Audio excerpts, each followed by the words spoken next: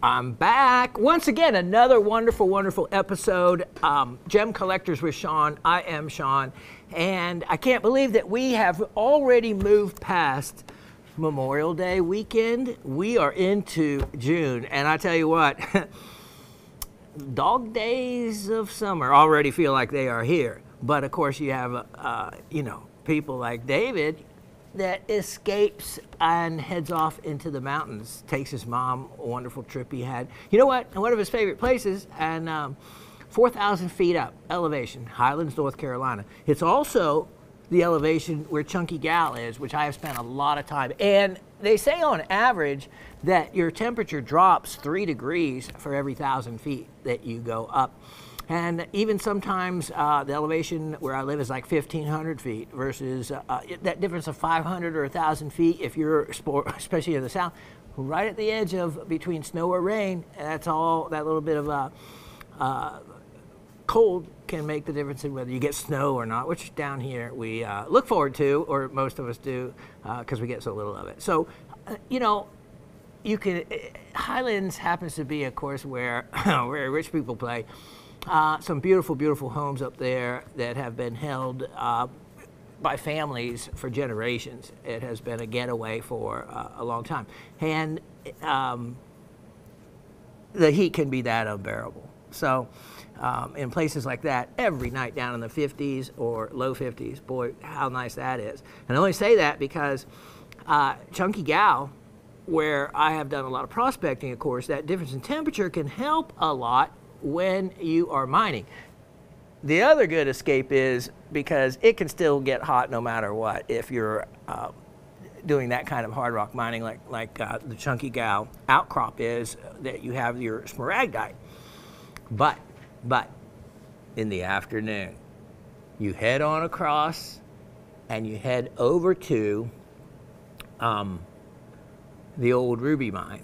And there's really been never any particular names assigned to it, but it was a ruby mine operated about, well, a corunda mine that actually produced rubies as well. And it is where you've seen me bring out the serpentine specimens, the crystalline serpentine, and it's, of course, in a mine shaft or a cave environment. And there's bats that hibernate in the winter that you can just get right up next to and have a picture, take your picture with them or whatnot. And then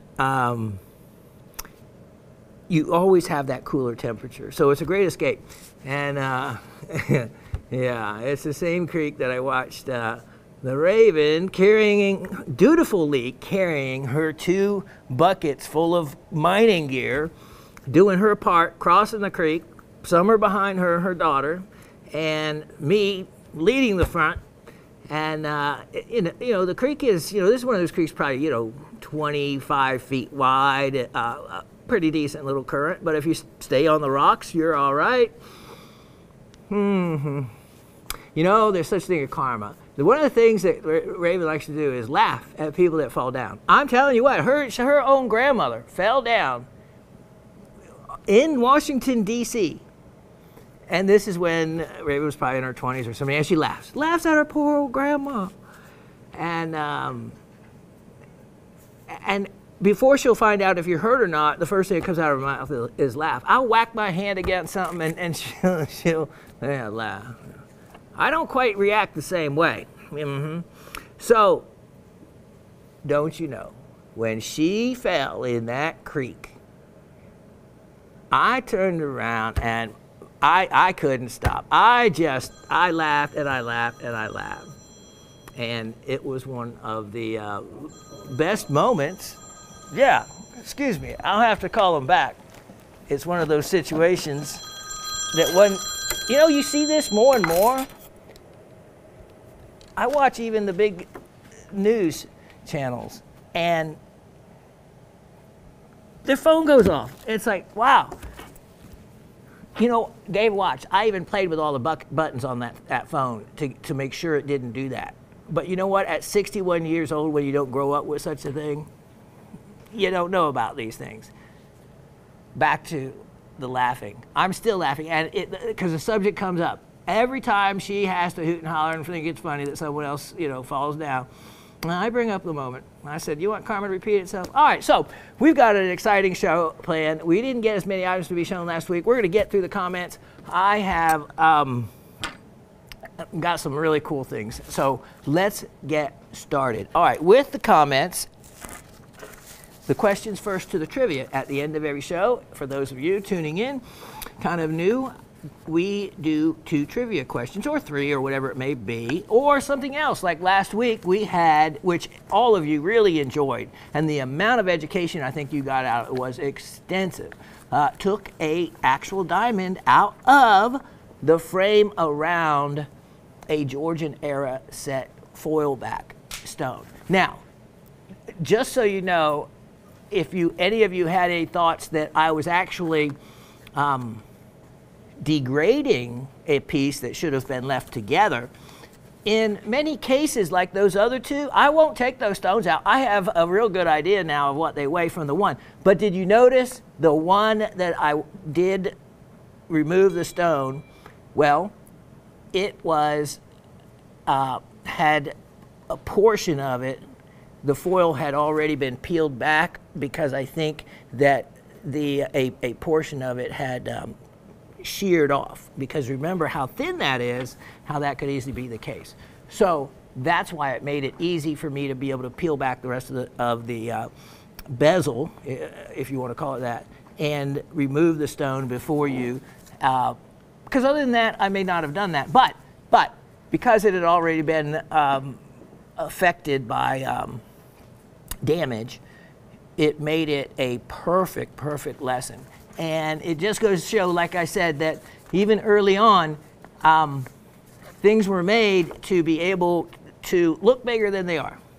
And the whole key to that was they created the foil on the bottom to mimic what they thought would be the pavilion of a diamond, and thus giving it the same reflective ability as if it was faceted on the pavilion. So quite clever. But as you saw, and I meant to point it out, but I think you can well remember, and also you can go back and look, the inside of that foil was really oxidized. Remember how brown and dark it was and dirty? Well, that of course is part of the issue. If the diamond wasn't champagne to start with, it would end up looking champagne due to the dirt and the oxidation building up behind that. All right, so we do trivia at the end of every show, or some other form of educational fun, because whoever was closest to that weight was able to keep that particular item. And that was a really special and rare item. Mr. Brad was the lucky winner, because he had the lowest weight, closest to the 8 points that it weighed. And his weight came in at 0.173. Oh yeah, 0.173. I would think that you'd be an engineer or something by those numbers there, Brad. Okay, so we had the 2 or 3 questions last week were, what metal in spessartine makes it the most magnetic garnet of all of them? Remember, I showed the chart and the relative magnetism, and the answer being manganese. Spessartine garnet is known as a manganese garnet belonging to the family of garnets. And let's listen to the other questions. What garnet group name has calcium as the common element in all 3 garnets? The answer being, what is the common element? The answer, of course, it had calcium as the common one, of course, and so the garnets that have the calcium are known as the Ugrandites, and that is I guess a conglomeration of the letters from Uvarovite, from Grossular, and from Andradite, having calcium as a common element between the 3. And then so that was, so what is the garnet group name that has calcium as the common element? And of course that would be Ugrandite, with the garnets being Uvarovite, Grossular, and Andradite. Next question was also a little extra one here, pyrospite. is the name. I kind of switched them around that way. Gave you the name of the group name, and you were to tell me what 3 garnets comprised that group name. So pyrospite is the name for what 3 aluminum-bearing garnets. And pyrospite is just a put together from the abbreviation of the beginning of pyro, almandine, and SP for spessartine. Okay, now, some great comments here. So let's get to those. Here we have. All right. Miss Barbara. Hi, Professor Raven, GSN crew, and the whole Rock family. Happy Memorial Day, Tuesday. 94 degrees here in the baked apple. And pleased to see this week's episode hit the YouTube verse at 11 a.m. this morning. Hiding here in the AC with a tall iced tea and minerals to learn about. Well, that tall iced tea, it sounds like you could be right down here, Miss Barbara. So happy with the new vanadinite. The crystals were bigger this time. Nice. Just learned that the tan coloration on the crystals' backs might be due to sun scald. Thoughts? I've always, because I've had a lot of other specimens that have that tannish area, and so for those of you wondering what she's referring to, if you've watched a show from a couple episodes ago, beautiful large vanadinite specimen. If you turn it one direction, you got the beautiful red and orange look of the crystals, and looking at it from the other direction, the other kind of angular side to it, it had a surface frosting, it looked like, on it that gave you the look of a tannish type of color tone, and you could see that it was probably more of just only a surface kind of.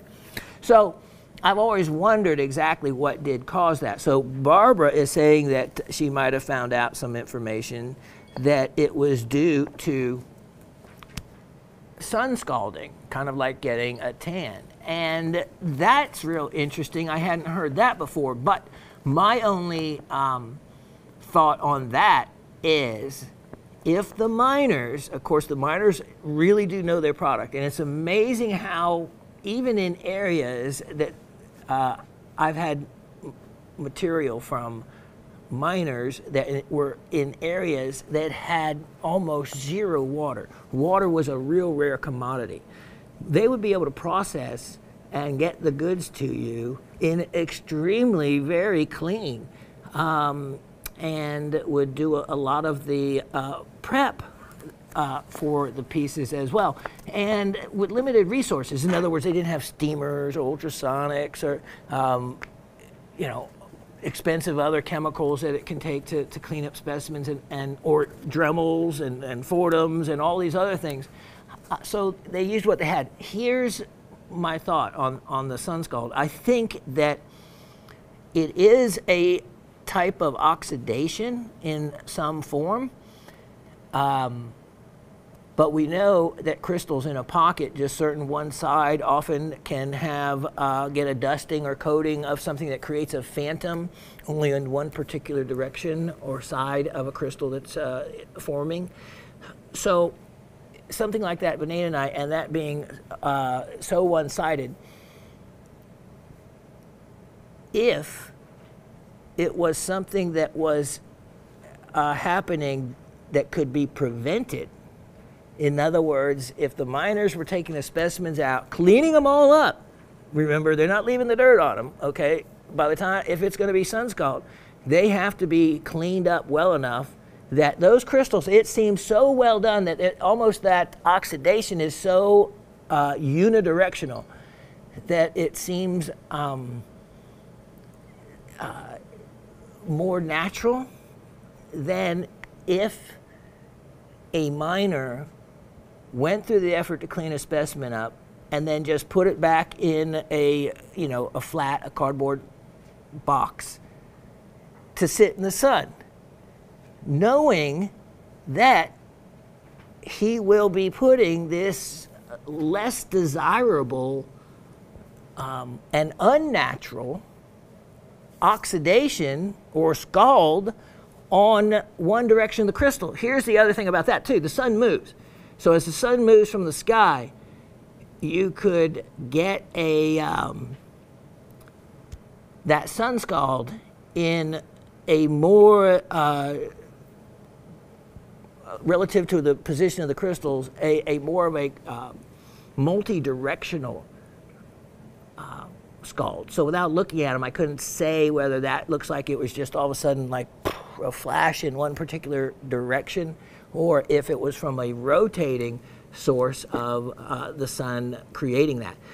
So I would think that the miners would make sure that the specimens would be prevented from being exposed to the sun and letting that happen to the crystals, knowing that it's going to be a less desirable effect that they wind up with.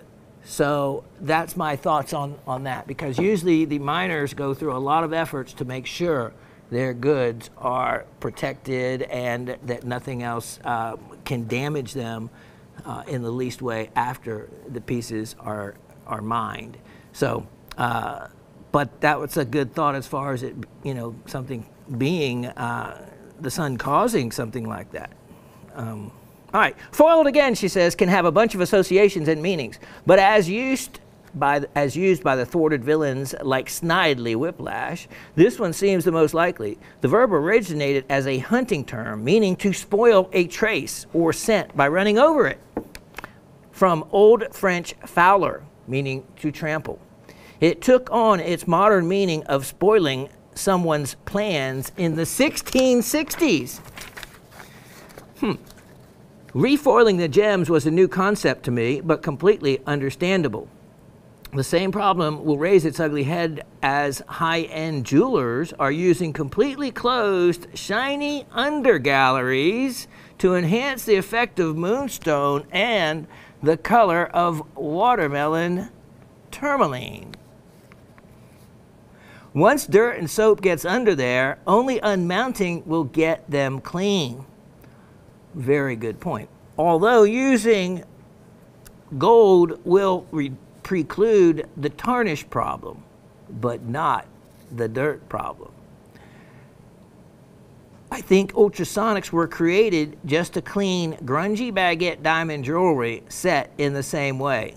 Everything old is new again. Yes, ultrasonics do have their place, but they also have their shouldn't be place. And unfortunately, it's some of the best way to clean stubborn dirt that gets trapped in places that you can't even steam, and a lot of things, unless it's baguette diamonds in the mounting, but then it's real easy to blast with a steamer and steam the baguette that's set out. So you have to be real careful with that in that regard. And so as far as the ultrasonic goes, it's great for diamonds, rubies and sapphires, and for a lot of dirt that's built up. But for a lot of gemstones, you cannot put it in there. For stones with inclusions, you cannot put it in there. And as far as referencing moonstones and tourmalines, yeah, I have noticed that you'll see some manufacturers using the backing method to create a reflection back out of something like a slice that, I don't know, I'm kind of old school. I'd rather just kind of see straight through the piece. You get to see the natural colors relative more so than a reflection. A reflection can tend to mingle and overrun each other if you get what I call just a two-dimensional look. You know, a diamond, when it's cut, is three-dimensional. You have all those different angles and three different dimensions working. But when you get a single slice with just a gold behind it, that's more of a two-dimensional look. Totally changes things. So the moonstones, as far as being able to, that's sometimes the only way you can actually be able to get the best reflection of a color back out of a moonstone. But again, the problem being, as you pointed out, I call it, they have to be made where they are jeweler friendly, or reality of the word is goldsmith friendly. In other words, easy to clean or easy to take out if you had to, if you wanted to add diamonds to a piece or something. That's why things like opals, things like moonstones that are completely bezel set. For one, there's no way you can ever get out the stone without destroying the bezel. If you had to, if the back was enclosed. So if the back is enclosed and it's prong set, then yeah, maybe you could have some maintenance done on it on a basis of some type to be able to clean back behind there. Or it should be designed to where the stone just sits just a little bit off of the metal plate behind it. That would solve everything. You could still be able to get an access. It wouldn't have to be more than a half a millimeter. A millimeter would be plenty. But anyway, that's just how I would do such designs. Great idea on screenshotting the orb to get landmarks around the anhydro. Genius use of technology. Then use dabs of nail polish near the spot.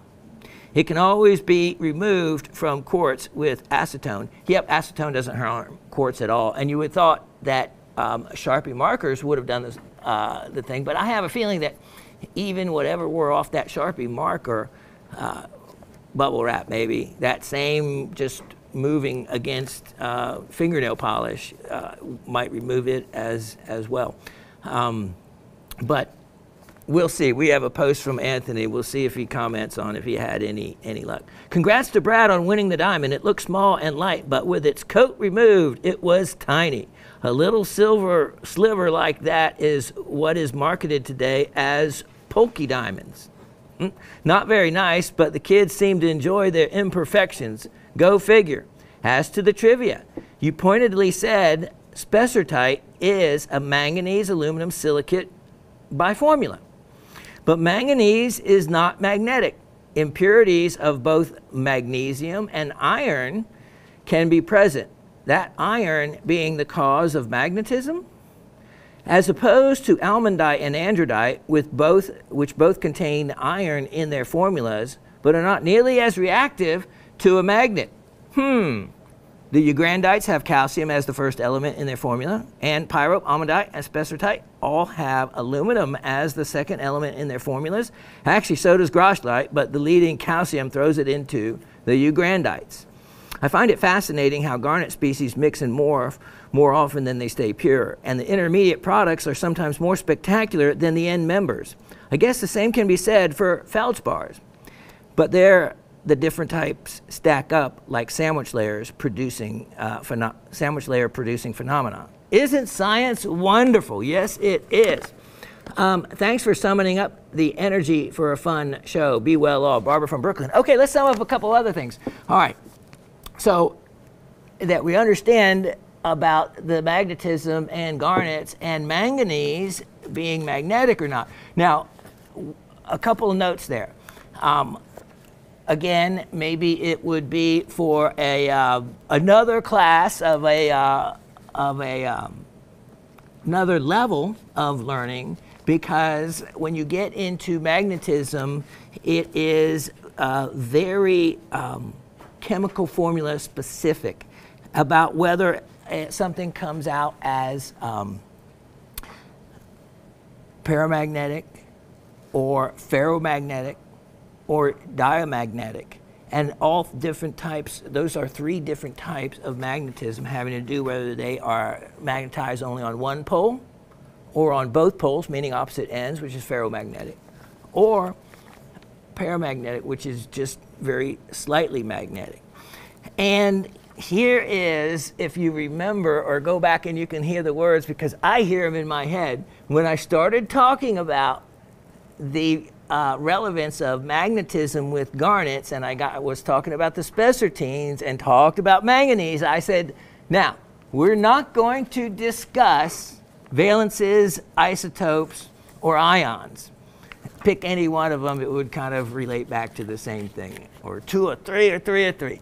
Either way, you're into a level of chemistry that you don't have to be, because we're talking about the use of a magnet relative to just specific garnets. Now, why in the case of spessartine, if you look up manganese, is manganese magnetic? Okay, just straight that. It's going to say no. Manganese is not magnetic. But if you look up the chemical formula for spessartine, and this is where I said, well, we won't get into ions or valences or isotopes, which relates to radiation and other different chemical properties. But I said, we're not going to get in that, because fact of the matter is, the actual chemical formula is, sometimes we always write Mn2, meaning there's 2 atoms of manganese that would make up a particular mineral, let's say. But in this case, it is Mn, and then above the M, not below, above the M, 2+. So that is a different valence or a different type of manganese. And there's 2 other types, manganese 2+ and manganese 3+. And here's the wonderful thing about manganese. There is 5 unmatched pairs of electrons. Now we're going to stop there. The reason why is I say that is because manganese has some of the most unmatched pairs. Therefore, simply put, it can become one of the most magnetic of the metals, going from being not magnetic at all. And it all has to do with whether it's a 2+ or a 3+. The actual specific formula is an Mn2+.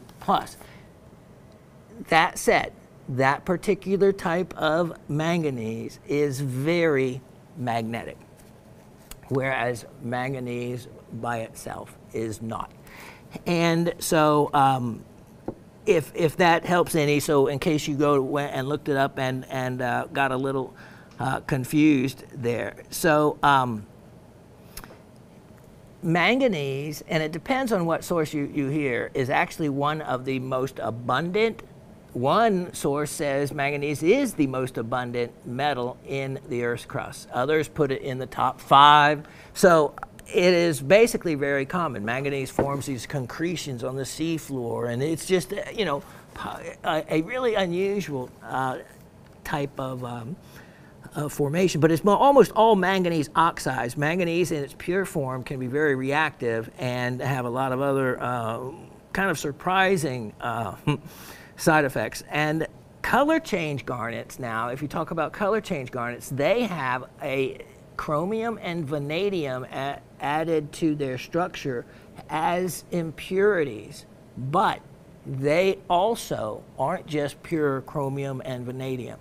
They are different ionic forms of them, with 3+ being related to them. And that difference creates the magnetism and it also in the color change will create color change in different minerals, those other different valences. So yeah, it can get quite complicated. You have to really love that stuff, but just know that in its pure form, manganese, not magnetic, but when it does combine with other elements, it will create an Mn2+ or Mn3+, giving it, so Barbara's right, as far as when it associates itself with copper, other minerals, aluminum, and it borrows and becomes an Nm2+ or 3+, and then it becomes magnetic. And you saw one of the most magnetic of all the garnets for that reason. So it's quite interesting. Manganese also, as a side note, is very responsible for creating oxygen in the environment. So kind of neat to know that as well. All right. Now, you know, Miss Barbara, really, she always is a great one to push the levels of my already scientific mind, which I enjoy. And you know, I'm a big person. So, so I find the garnets extremely fascinating as well, Miss Barbara, because you know what? It's my birthstone, and boy, I couldn't have a better one. I'm such a purist when it comes to treatments. Garnets are hardly ever treated in any way. They can't be synthesized, rarely in any way. And so, yeah, it is perfect for a geek like me. Mr. Brad in Pennsylvania says, greetings to Shawn, Raven, Asif, and gem shopping staff and the whole Rock family. I hope all are recovering nicely from the holiday week, and it was appropriately meaningful, and especially for Shawn, to recover quickly. Thank you. Even at a reduced scope and pace, the show was outstanding. Thanks, Shawn, for persevering. Thank you. I appreciate that. I have to say, wow, what a lesson on the foil back diamonds. When I said I was coming in on a wing and a prayer with my .173 estimate, I really overshot the runway on the trivia contest. Thanks for the unforgettable lesson. I will be anxious to see if the diamond fluoresces. Colored diamonds from the Argyle mine seem to show fluorescence. Also, I'm curious, since you showed your party color sapphire with the zone band, if your ring fluoresces. Well, Brad, ask, and you know what? You kicked up my curiosity. I wouldn't normally check in something like that to see if it was fluorescent. So after you mentioned it, I had to. So I got out my short and long weight, and it wasn't fluorescent. But I know you said that yours did, so that was kind of curious. I didn't find much relating to gemstones on curses foiled again, except to say it probably predates Snidely Whiplash and Rocky and Bullwinkle, and may have some reference to fencing, since a foil is a sword. Wow, a lot of, you guys really did some homework there. I am opting out this week on the trivia contest. I believe it's all about the letters, MG. But I bet you probably did mean MN. MG, of course, periodic table of elements abbreviation. You know what? Just like all the states have abbreviated abbreviation, and they went from 3 letters to 2, right? I remember when they did that. And the table of elements have 2 letters for each as well.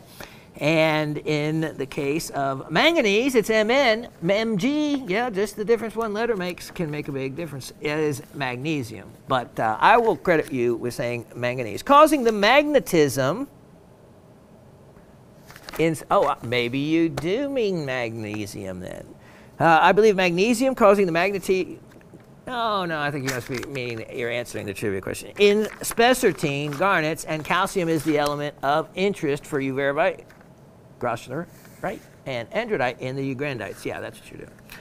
I didn't recall the pyrospite designation for the aluminum garnets. And you have SP, so you spelt it right, except remember it's an abbreviation of 2. So PY for pyro, then AL for almandine. And so then you have, and that's why you have OL. So just remember how almandine is spelled. So you have PYR, and then, which is for pyrope, and then would be AL, and then spite.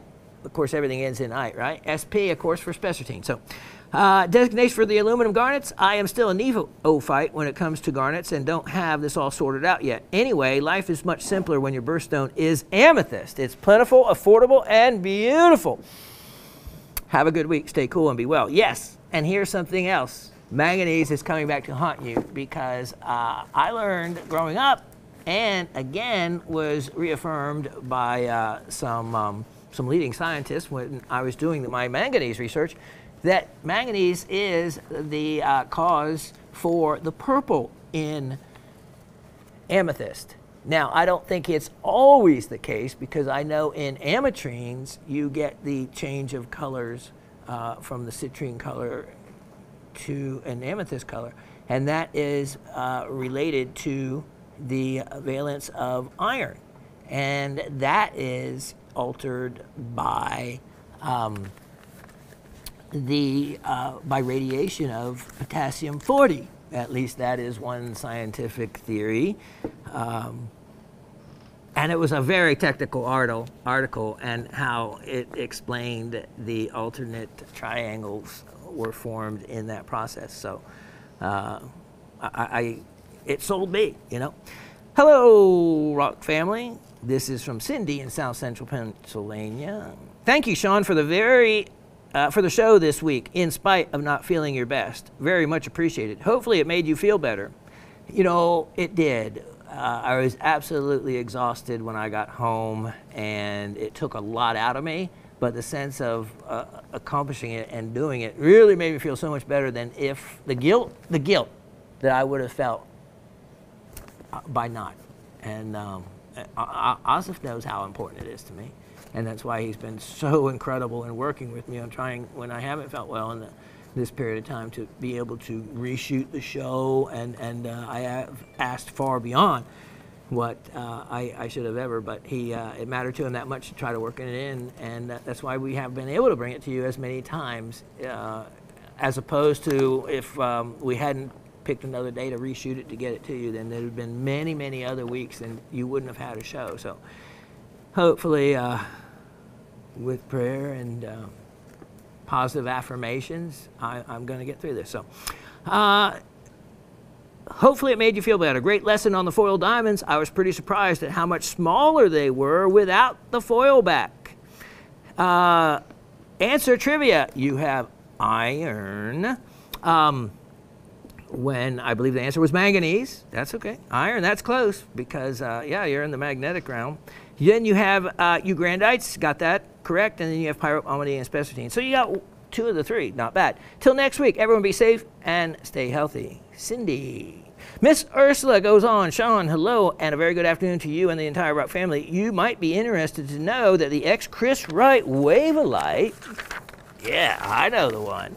I enjoyed it for a number of years in my collection. Has a lovely spot right here by my computer table, right in front of the Pakistani Sphene and Adularia specimen, feldspar specimen, alongside the recently purchased Indian Apophyllite and Stillbite crystal specimen, as well as some other ex-Shawn collector items, LOL. The Spessart range, now remember, Miss Ursula is our German expert. She recently, I think, from there, it sounds like, and knows, going back often enough, and knows all kinds of stuff about Germany. The Spessart mountain range in Germany is known for its scenic areas and hiking possibilities. It might still live up to the origin or meaning of its name of being a dense forest. Manganese is a metal associated with the spessartine garnets, spessartine, and that's where spessartine got its original name, because of spessartine garnets being discovered in the Spessart forest range in Germany. While the garnet group, which contains calcium, is referred to as the Ugrandites, being Uvarovite, Grosser, and Androdite. The 3 garnets encompassing the pyrospite group, containing aluminum and are pyrope, almandine, as well as spessartine. Shawn, you can count on our continued support, and we are praying for your complete healing. Sincerely, Miss Ursula. Thank you. Thank you, more than you know. Mr. Anthony in Massachusetts says, hello all. Even a little bit of Shawn is good. Great show. Love garnets. Trivia, manganese. Got that right. Grossular. Did you get that right? No. Pyrope, almandine, and spessartine. Got that one right. But we were looking, I think, on question number 2 for Ugrandite, I think. And with, yeah. Came close. Thanks for the guidance to locate the bubble in the ametrine sphere. To be honest, haven't had the time to sit down with it again, but I will by next show. Yes, we all want to know, Mr. Anthony. We found it. We did all that for you. We had a lot of fun doing it. So we want you to find that bubble. There is your challenge. You know, I feel like we got the cassette recorder going and it's going to self-destruct. Yeah, it's us old timers that know what show that was from. Okay. Miss Penny. Wow, we haven't heard from Miss Penny. Miss Penny up in Quebec. Hello, Shawn, Raven, Rock family, and GSN crew. I hope everybody is well. It's been quite a while, but I never seem to finish listening on time to make the deadline. I try to listen at work, and on a really good day, I can listen to 2 minutes uninterrupted. On a bad day, I can't even get the earbud in my ear. That's what happens when you're a secretary in an elementary and high school. Wow. You skipped middle school, huh? Elementary and high school. I am certainly looking forward to Mahalis' last day of school, June 23rd, for his 9-week break, and my last day of work, June 30th, for my 6-week break. Boy, the kids are already out of school down here, but I think they go back like the first week of August. I did listen to the questions a few times before my brain could unscramble them, so here goes nothing.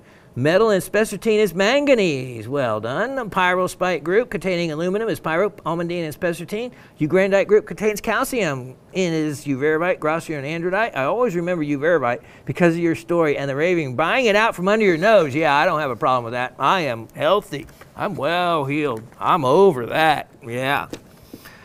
Thank you again for all the beautiful gemstones and all the info on diamonds on the show. Unfortunately, due to the exorbitant cost of living up here, I haven't been able to purchase anything for a very long time. That's all right. Since Greek specimens don't seem to be coming in the near future, I decided to splurge a little and go back. This is what's good. A couple of episodes to see if anything I liked is still available. I'll let you know next week. Yes, please do. I'd like that. And that's what everybody has the option of doing, because remember, in those shows, all that inventory is still set aside. And if it has not been sold, it is available for immediate shipping out to you. It's not like I have to go get it or it's gone back to, my office or anything else. Nope. We wish everybody a wonderful week and hope to see you next week. Penny and Mahalis. Well done. I'm glad to see you guys are still hanging in there, doing well. Miss Elisa in Florida. Hello, Professor Shawn, the lovely Raven, GSN crew, and Rockhounds. Congratulations, Brad. I know, Miss Elisa was really wanting to win that diamond. What a win and what a cool lesson. My jaw dropped as I watched the foil back being pulled off to reveal a flat diamond. I don't even know if you could call it a flat diamond. I think there was only one side to that diamond. It was so thin. Very cool lesson. And again, congratulations to Brad. My answers to this week's questions are manganese, and then ugrandite, almandine, pyrope, and spessartine. Stay safe, everyone. Have a great week, Miss Elisa. Wow, you got all those answers right. Yeah, Brad got something cool. And but just hang in there, Miss Elisa. There'll be something cool coming your way. George, yes, we called George out. I got him to speak. He's our resident geologist to the Rockhound group. So his note is from last week, missing the deadline, but of course that was a short week, remember. Hi, Shawn and Rockin' family. Welcome, YouTubers. Since you have started giving away andradite, garnets, and diamonds, I will again enter the drawings. Oh, he just hangs out and waits for the good stuff. Yeah, but we know George doesn't like ore minerals, ore being O-R-E. So if it was goethite or manganite or pyrite, any of those, he doesn't like those. But he likes andradite, garnets, and diamonds, I see. I will again enter the drawings. I can't resist those freebies. Hey, at least he's honest about it. LOL. Here he enters the drawing, and wow, George, wow. My correct answer is, he's another one. He takes it out to 3 places. 0.287. So, George, you would have been in second place. That's not bad. Don't pay the ransom. I have escaped. I did miss a few shows. I did enjoy the hunting camps with the grandkids. I still have the Topaz and Quartz challenge in the unopened box. George, remember that the Quartz and Topaz was, he won a package that I put together of, that looked same kind of color, of Quartz and Topaz crystals. And he was to tell me how many there were of each, and then I would know whether he was able to discern and whether he got it right or not, and was able to tell the difference, because I think I did the lesson at one time on the show for you guys, which is something you should be able to tell the difference easily. So open the box. Thanks for checking on me a couple of shows ago. More later. Be well. Mr. George in Mississippi. Okay, we got through it. All right, here we go. The winner was. So, you know what? There were not that many. Not that many. We had Miss Barbara, then Miss Ursula, and then, wow, we had, I think there was one, Miss Penny and Miss Elisa. 4 winners, 25% chance of winning. Those are pretty good odds. But this week, we drew a name, a number, hat, whatever you want to call it. Anyway, you know how it's done. And the winner is Miss Barbara. Congratulations, Barbara in Brooklyn. Let's show you what you won. This could give and create some trivia gift envy. Yep, this is an ametrine slice. And it actually is going to come with a stand even. And so you can see, this is one, it's not a polished face, it's just from a saw cut. And what's so cool about it, it is the actual end piece of the crystal. And you can see on the side here where you get multiple crystalline, look at that, crystalline growth up the whole crystal. Wow, you know what? Is that iridescence? That's interesting. And then you can see where it starts creating the triangular formations to the citrine and the amethyst.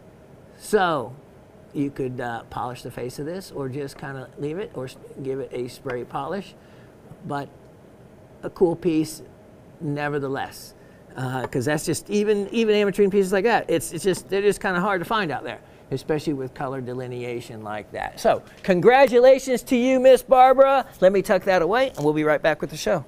Okay, I am starting off with the big guns right here. This is a personal specimen, not just of mine, but it is Raven's birthstone.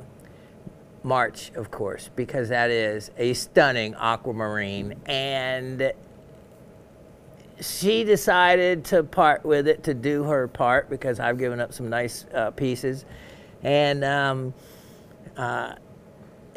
its origins were from me giving it to her. And so specifically gifts, you know, we're not selling it, but this one, it was one of those, I'll call it, I used to call, when I could afford them, I used to call them I love you gifts. They were gifts that weren't birthday or Christmas or associated. They were just ones along the way. Well, she happened to get quite a few of those I love you gifts because when I have realized that she has a more extensive collection than me, in some areas, I think along the way as she would go through the material we'd get, she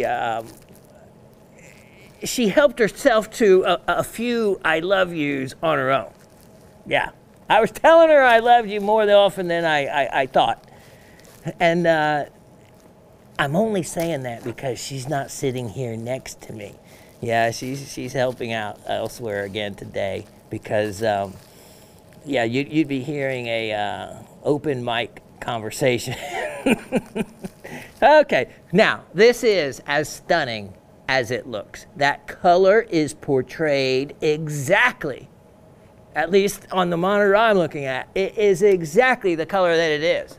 And if you have a color at home that is a stronger than sky blue, almost pure blue, this is natural color. And remember, for aquamarine to be natural color without really much green in it is a very valuable color to have. A lot of aquamarine is heat treated to be able to remove the green. Now, also, since we're talking about, and you're learning a little bit more about valences or different ionic forms of particular elements, the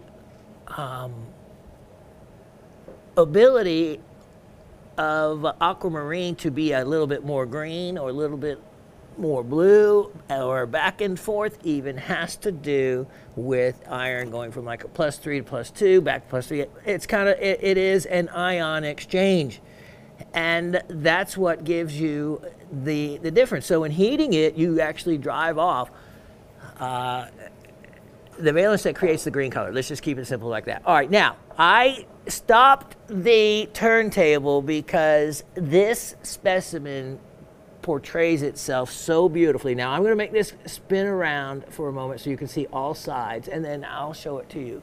Look at this. Looking at the picture like this, I mean, that looks like it could be out of a case from, well, the Smithsonian might be reaching a little, but at least from your regional gem and mineral museum or the colleges or something.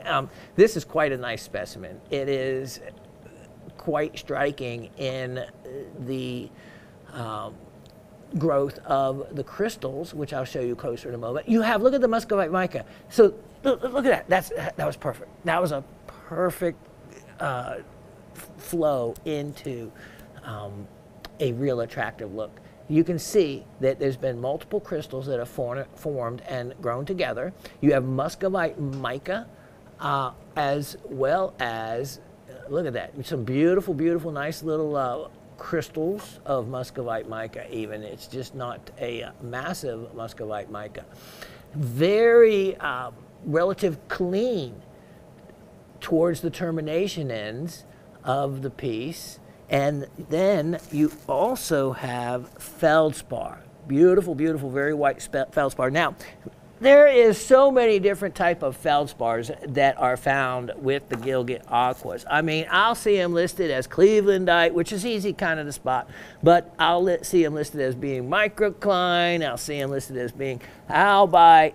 So in this case, since it didn't seem to be that important of a part of the crystal, I just put feldspar because I couldn't say for certain whether it, but if I was to guess, no, we don't do guesses, do we? No, we do educated suppositions. No, it is microcline. All right, let me show you this piece. Look at how big it is. Look at how big that is. See, I always say when I see pictures elsewhere and they don't give a ruler or some kind of relative measurement of size, then I have no idea. I hate that. Drives me nuts. So look at that. Look at how big that is in my hand. Now you can see the true relative color. That is outstanding, isn't it? Now, let me show you. Let me show you. You have the remnants of the negative impression of other crystals that would have formed alongside this that you see here. Looking straight down on it. Look at this. Look at this. So you can see the different crystals that have actually come together to create this piece. Oh. We'll have to see. That could be just a reflection. Yeah, it almost looked like a needle of a dark mineral, but I don't think it is now. Now look at this. As we look down this side, look at that. Those striations like that in aqua, very attractive. Very attractive. Look at this. This spot, look at it. It's still flat. That's an iris. See that? That is an interior iris. So you have something unique and attractive right there. Then, look at this. You have where another crystal, look at this, because it's on that, not there, but you have formation there and there. So a crystal would have formed, and you can see right there, right up in that little cleft, is where another crystal, and look at the way it's terminated. I would say it wouldn't have been aquamarine necessarily, especially since you didn't have an ionic bonding of the two crystals next to each other together. Okay, so you have, I think that's very attractive. Now, coming around here, look at that. Look at that. You can see the multiple formations. And then look at this. This is unique. The way this has formed along the side and the way this stair steps like that, it looks like an architect. Well, I guess maybe Mother Nature is her own architect. And then look at that. Look at that wonderful rainbow iris as part of, it looks like a facade or a corner of a building, the way that has formed. And then look at those rainbows. That is when inclusions are desirable, when they create those beautiful plays of color. Now look at this. This, I have not seen any aqua crystals that have had so many different other exterior formations that produced these unique crystal formations. Look at that. So this aqua crystal started growing up alongside, and there was this cleft, and look at how it filled in. Look at the crystal. There's the termination, the top of it. It filled in that cleft as it was growing up the side of that. I don't know, Dave does an amazing job following me around on these things. And Then we come back around here. You can see the muscovite. Here's the bottom. And you have a whole lot of other miniature crystals. There's these little dark specks. Now, I am going to think that those are like an iron oxide or a manganese oxide, something like that. Maybe goethite. You can see a nice muscovite. Look at those layers of muscovite there. Nice white feldspar. And now let's look at the termination. Look at how the clarity now. Oh, yeah, that's right. She just turned this into me the other day. I said to her, I said, if you don't want me picking a couple, you better come up with a couple pieces. I didn't even know she had this. So, but she says I gave it to her. She has others. I'm not taking her last aqua crystal, believe me. I may not get another one out of her, but this one is amazing. I can't even ever remember seeing this. So she got this many, many, many, many years ago, early on. So she would have really high graded and cherry picked it. And it reflects that. So my point being is that there could be an anhydro, and you do not know until you spend, well, however amount of time it would take to go through this at every different focal plane through it. And it can take you with a backlit with a light. I sometimes hold a flashlight back behind it, and I just rotate it back and forth trying to catch movement, or look for the type inclusion that might hold water, and then look for a bubble that might move within it. It is a lot of fun in hydro hunting. All right, let's put it back here on the turntable. This is one of those specimens that you see advertised for some serious amount of money. It has everything that you would really want in an aqua piece, because it's not just the crystal, it is the crystal with the matrix, and I always like that look. That adds a level of depth and, well, interesting factor to it. And it also basically shows you what the crystal and how the crystal is formed in the host rock. And so it tells and teaches you a lot. All right, I have made this an buying opportunity if someone wants a outstanding specimen that would normally sell for considerably higher than what I'm going to ask for this piece. Here's your chance if you want. Well, yeah, this will be the nicest aqua that we'll be offering, I think. $288. Only $288 on that. That is a exceptional value, especially with you would relate that price at a player anywhere else that would be selling something like that. Let me show it to you against my hand again. Look at how big that is. And look at the color. That is, oh, just scrumptious. I'm telling you what, I'm going to use those kind of words because it really, really is. Really is. Okay. Let me get rid of that so I can stop talking about it, because I love it. And I have the freedom to say how much I love it, because if Raven was sitting here, I'd probably be having to say, well, this is kind of a dog amongst the others, you know. But that's not really the case. This is a beauty, and she sure can pick them. Let's look at item 106-4722. 106-4722. Now, what I have here, this coming from Raven's stash, I should say. Look at that. Look at that. This is beautiful. Let me just show you next to us. Look at Mother Nature in the color. Here, you get to see the blue again. You get to see the actual blue against what you know is a pink tourmaline color. And wow. Wow. Okay. Look at the bicolor nature to this. This is where you have pink tourmaline sprays going into white or what would be clear tourmaline. if these were broken into, look at that, individual basis, and then you have a quartz, kind of a quartz center that you see. But look at that spray. Now, there's a fun thing to do, and I've done it before. I've taken a diamond saw and actually sawed across some of these like this to see what I would get. And I would get all these little ends of different color.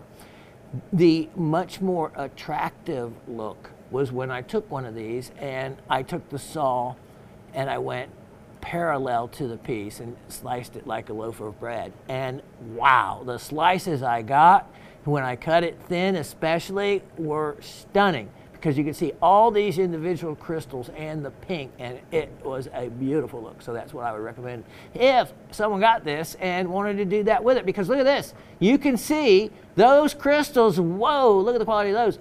Go all the way around, look at that. You can see some really rich colors. And yeah, we'll take you in close and just show you how pretty that the crystals actually are on an individual basis. Look at those colors.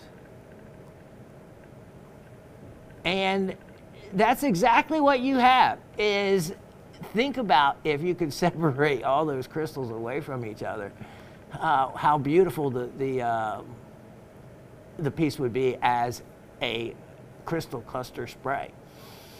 It would be really quite attractive. This is a bargain if you want to grab it, because let me put a little, let me try something here. I thought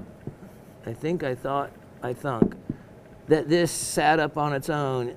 Yeah, I knew it did. See that? I had the vibes. I hadn't really tried it before, but so actually the way it leans back, it might, look at that. There you go. Yeah.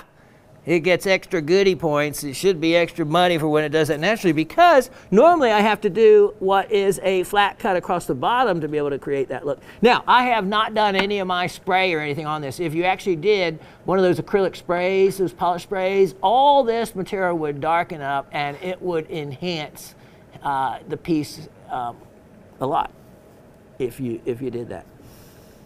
And so there's a lot of different ways you could dress the piece up if you wanted to do so. How about this? $48. Only $48 on that. And again, a piece like that, it would be okay if you wanted to saw it up. It wouldn't be one of those things, it's not like you're destroying a crystal cluster. And I tell you what, if you did that and then drilled it and created a in-house chime, hanging chimes, which I have done some beautiful ones of, and they are so gorgeous. Then you just do the spray polish on them, and you have really something to brag about and to show off to your other fellow rock hounds, because the material, if you use something like what you're looking at there, the material is so unique and unusual, no one else will have seen anything like those kind of slabs. The rock shop I worked for in Sarasota, Florida, it was so amazing to get to work there, because they had so many different kinds of agates and jaspers, and then they had tubs and tubs of water with the slabs in the water. So you could just buy the slab, already slabbed, of all this different material. One of my jobs when I started there, I was like 13 and rode my bike 7 miles one way. True story. And no shoulder on the road. Parents didn't worry about me. They just sent me out at 13 years old on a bicycle, 7 miles on these dangerous shoulders, going by the golf course and, avoiding the gators and the ponds. Oh, yeah, life was great. And, but one of my jobs was emptying the tubs, because, of course, they would grow little critters in the water. But you know why I laugh about that? Because you know what? It entailed looking at every slab. And some of the, like underside, like in a creek, you get these little critters that make the little homes, and they'd get on the slabs if people didn't, look at a particular bucket. And I mean, he had so many different types. It was, that would happen. So I would get to look at each and every slab, pick it up, wipe it off, and, you know, if I wasn't careful, I'd get hollered at to like pick up the pace. But he knew it was all about my passion and love of it. And that's, you know, from pico de gallo, and I know that sounds like a salsa, but that was a rare, unusual type of agate. Some of these have just come and gone and they aren't around anymore. And I got to handle and look at them all. And it's just so much to that and so meaningful. And yeah, if I had that job now again, I'd be fired. I could not help but to enjoy every single piece. Item 106-4322. 106-4322. You're going to know these were donated by the Raven. Look at that. Oh, yeah. Look at that. And the neat thing about these, okay, do you see something similar on the design? Yeah, look at that. So they both have this particular design. Well, inclusion. And I would have to say that they came from the same piece of rough, even though a little bit different color, maybe further down. The Rhodochrosite. Rhodochrosite, of course, here we go. We're talking about manganese. We're going to talk about it again. Is manganese carbonate, MnCO3. So, whereas like calcite is calcium carbonate, you know, you have siderite, which is iron carbonate. And this is the manganese version of it. And this is the Argentina. This is the rhodochrosite that the only thing people ever thought of was this rhodochrosite, of course, until the Sweet Home mine rhodochrosites from Colorado, which were just still to this day. You know, I cut a 12-carat one and sold it. It was over 5 figures.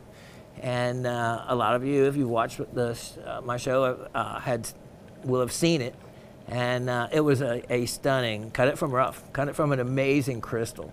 Paid it to cut the crystal up, but that was one of those cases where it was worth far more faceted than the crystal was. And it was a real treat. But long before that, I mean long before I cut that stone, I had been cutting this Argentinian material that you see here.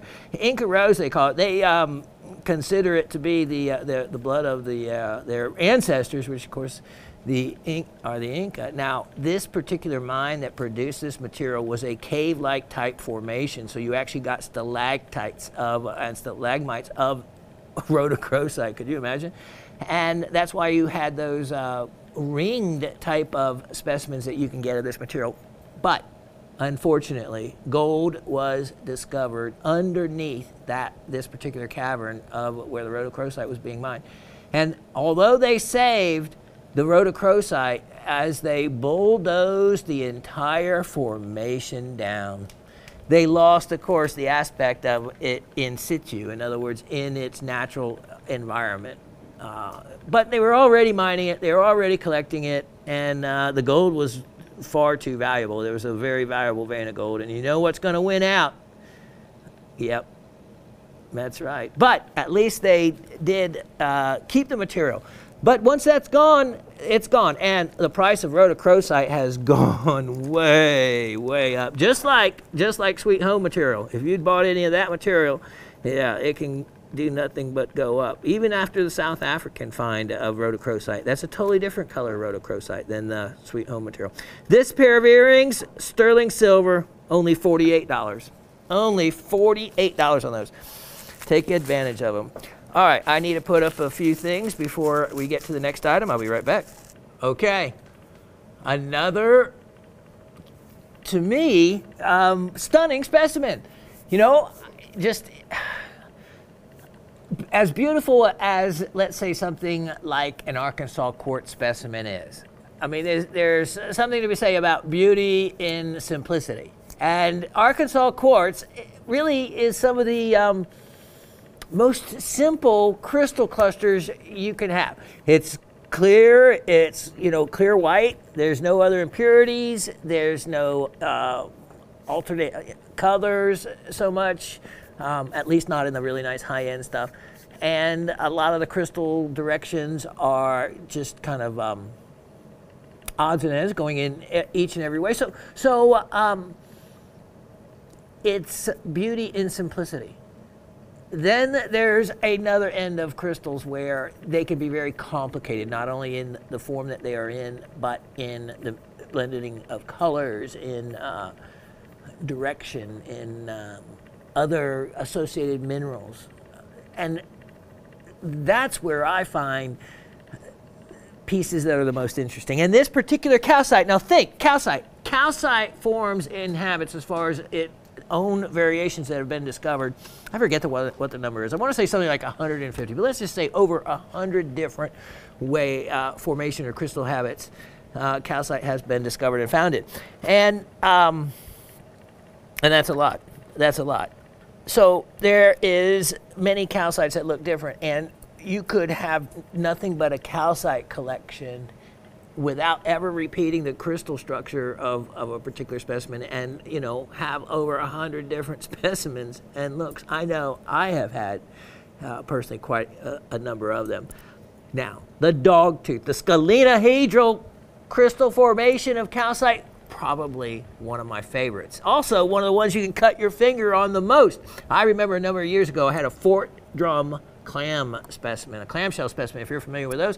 I had a clamshell here that I offered. It wasn't much. Didn't have much for calcite crystals, but the calcite crystals that grow on a Fort Drum specimen are needle sharp. And yeah, I picked that up the wrong way and just cut myself as if I was being bit by a pit bull. All right, great name for the nickname for a scalenahedral form of calcite. Is dogtooth calcite, and that dogtooth, and that's what you're seeing here. And you can see those canines. All right, look at this specimen. So we're looking at calcite here, but there's also pyrite. Look at the background. It is on a background of pyrite, and it is those kind of formations that I love. Look at this, irises. Look at these different reflections coming off of them. Look at those little tiny, but look at how sharp those additional little crystals are down in there. Let me get my pointer so we can look at down in there. And look at that. As we explore a piece like this, you see so much to find. The thing about crystals, when they are down in these pockets, they're protected. So you get some of your best crystal formations that are in between the other crystals because they haven't had an ability to be hit, knocked, or chipped. Like that one. Oh, look at that. Okay, look at that. That is terminated at both ends, sitting on a bed of pyrite. It doesn't get any better than that. That could be on the cover of a magazine, and we would say, wow, I wish I had that specimen. I mean, it's almost like it is placed there, but that is completely natural. Completely natural. And look at that. You can't see that that is a tipped dogtooth piece as well. And that's just a small portion of it. Look at the orange. The orange most likely attributed to iron. Where would it get iron from? Is there pyrite to be found? Yes, there is. And look at that. Look at those crystals right back in there. Look at those. Oh, those almost look like shark teeth. They look, wow, really. Well, that's a different formation right there in itself. And then look at over here. There's another form of calcite. Oh, there's, I'm sure, probably, if you got to looking at this one, half a dozen different forms. Look at the little white crystals down there. Look at the little flat ones right there. Look at all the blended and mixed pyrite. Now we're going to turn this up on the bottom and come out from it a little bit so you can see where you're at on the piece. All right, here's the bottom. You can see different veins of calcite running through here, feeding the portion at the top that's forming. And as we curl around over here, let's come back into this pocket right here. Look at that beauty. Look at that. Let's look down in there. And this is one of those specimens, you know, you put the head, I call it the headgear, the optivisor on, and, you know, for those of us that need magnification, and then you just start looking and have the little magnifier so you can look even at higher magnification if needed. Look at those crystals down in there. Look at that. That's why I said the ones down in there, those are the ones that are protected. Hold on. Hold on. Look what I just spotted. Look at that beautiful fuchsia color reflection right there. And when I turn it like that, it's gone. It's gone. So that is one. Look at that. Isn't that neat? It's things like that that lead to just discovering new things about a particular specimen. This piece is from the 1990s. It is from an estate. Now, some of you may have gotten in on other items from that same estate purchase that came from Asturias, that had a lot of fluorites and that many pieces were cataloged. This is from the Moscona mine, so a particular mine. And then let's see here. There appears to be a old catalog number that might have been right there. Let's see. I have a number. Yeah, there was a catalog number, and I have it in the in your description of it.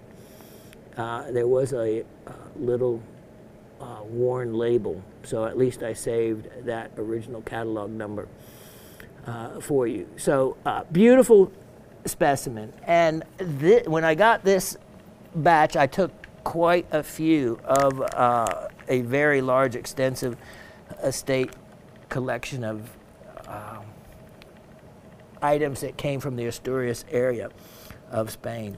This piece I am going to offer at an excellent opportunity. It's a cabinet size, cabinet quality size.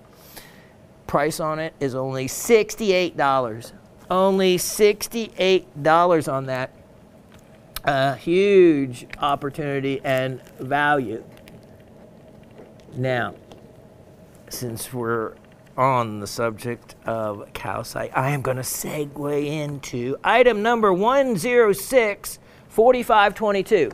106-4522. I am going to show you one of the most outstanding calcites I have ever had, and I say this actually never had anything to do with me. It came with Raven. This is something that came as part of her collection. Look at this.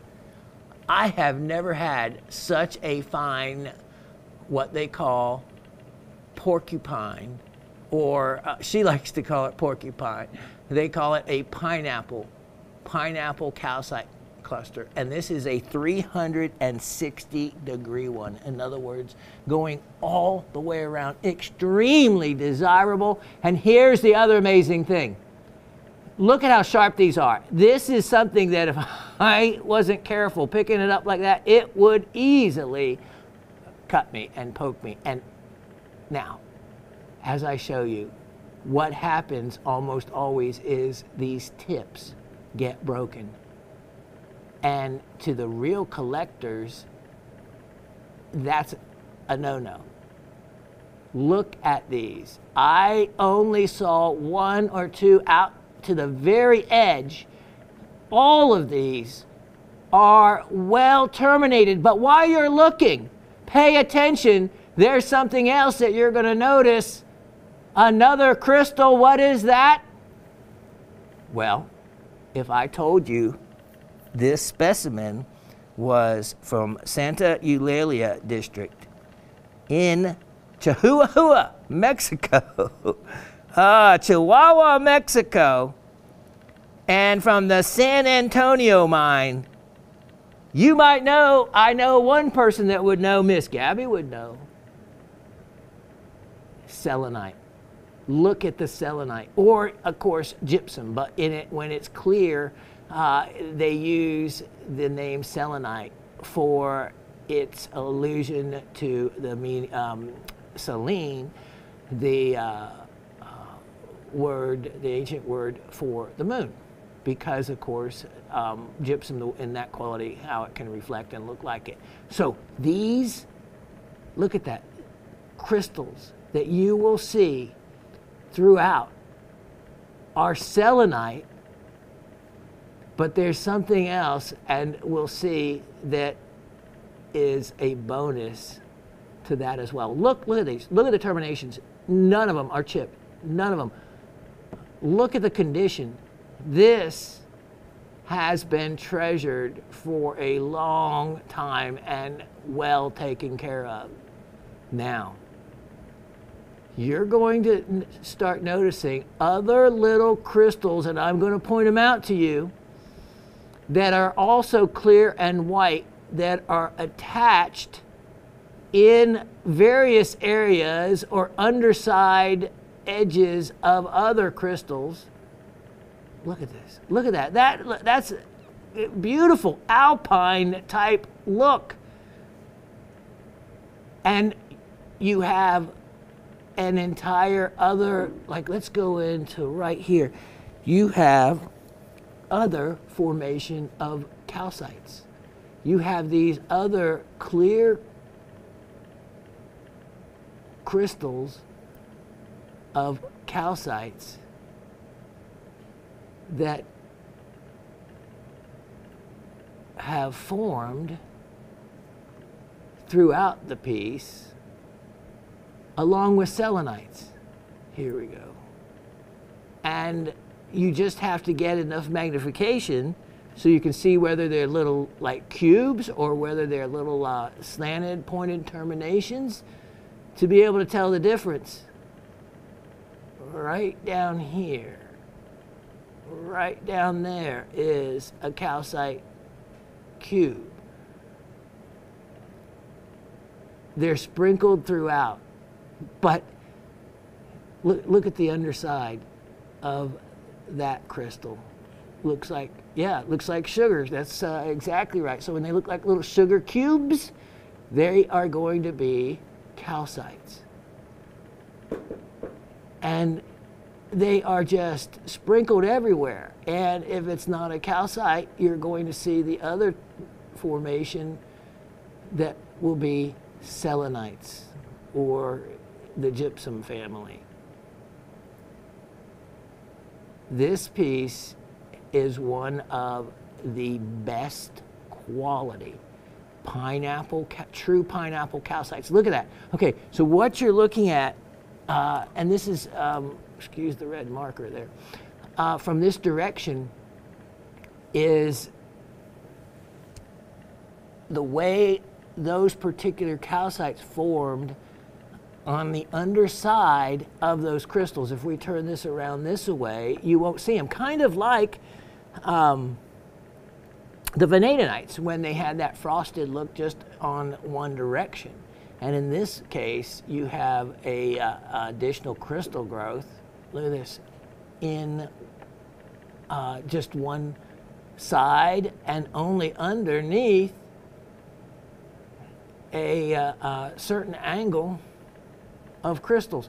What is amazing for calcite, because it has perfect cleavage in 3 different directions, in other words, it splits real easily, is the fact that all the terminations are here. I really don't see any that are broken off, and that adds to the for the purist and the real crystal lover, a lot of desirability and then value as well. Let's go in right along the edge one more time to show you, so you get to see that this is a what they call a true 360 degree pineapple. Wow, hold on, look at these other formations here. This is a real work of Mother Nature. Look at that. Okay, there we go. Look at that cube. Look at that cube. That's a calcite. And those thin crystals that are terminated kind of like to a point, those are selenites. And then when we get to the selenites, where is that area? And they look like they're melted icicles. Those are really cool formation to see that. Let me look at it with my other eyeballs. Let's look right over here. Wow, there we go. We haven't even looked at, there we go, here, there we go. See that? It looks like ice melting along the side of your house, doesn't it? Along the eave, dripping off of there. Well, that's, and then of course you have that shaped crystal. That's how you can tell. And then when there's striations down the side like that, that's how you know that's a selenite. Look at that. That is so beautiful. That makes me feel chilled. It feels like icicles off of the side. Look at that. How beautiful. And of course, this where this is mined is not actually very far from the famous Nika mine of selenite fame, where the giant crystals are. So this is a wonderful, wonderful area of Mexico that produces some of the most stunning specimens. And this is a oldie but goodie. You just don't find quality true pineapples like that. Very rarely. Look at that. Look at that. That's a stunning piece. Oh, one other thing. Let me see if I can find it. Just so you know, because it'll be in let's see if it's in the tag or not, because I made it. Yeah, I do have it in the tag. So let me show you what to look for.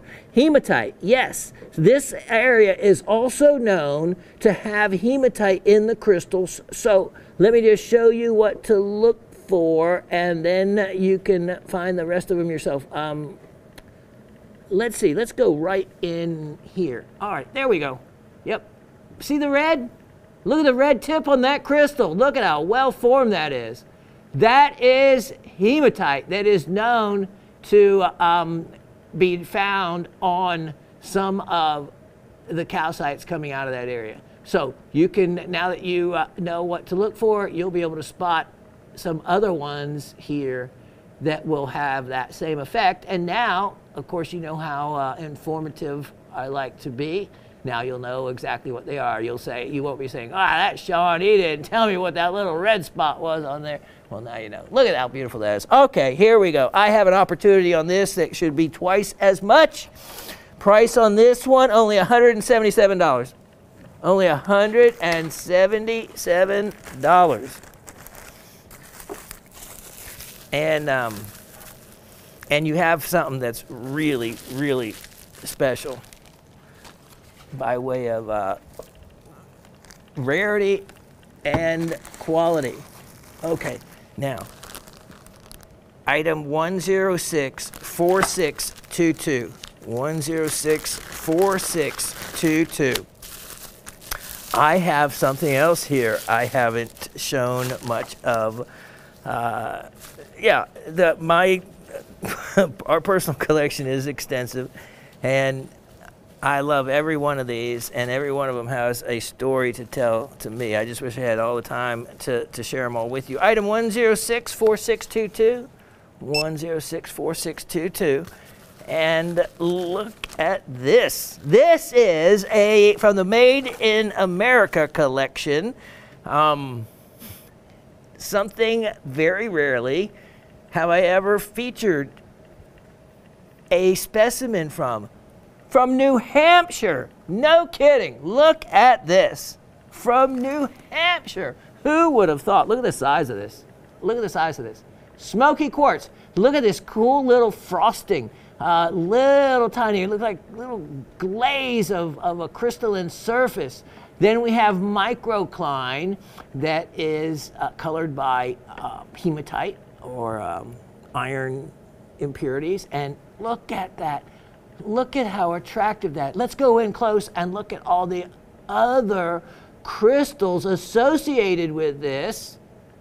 And look at, they're just nestled amongst these feldspar formations.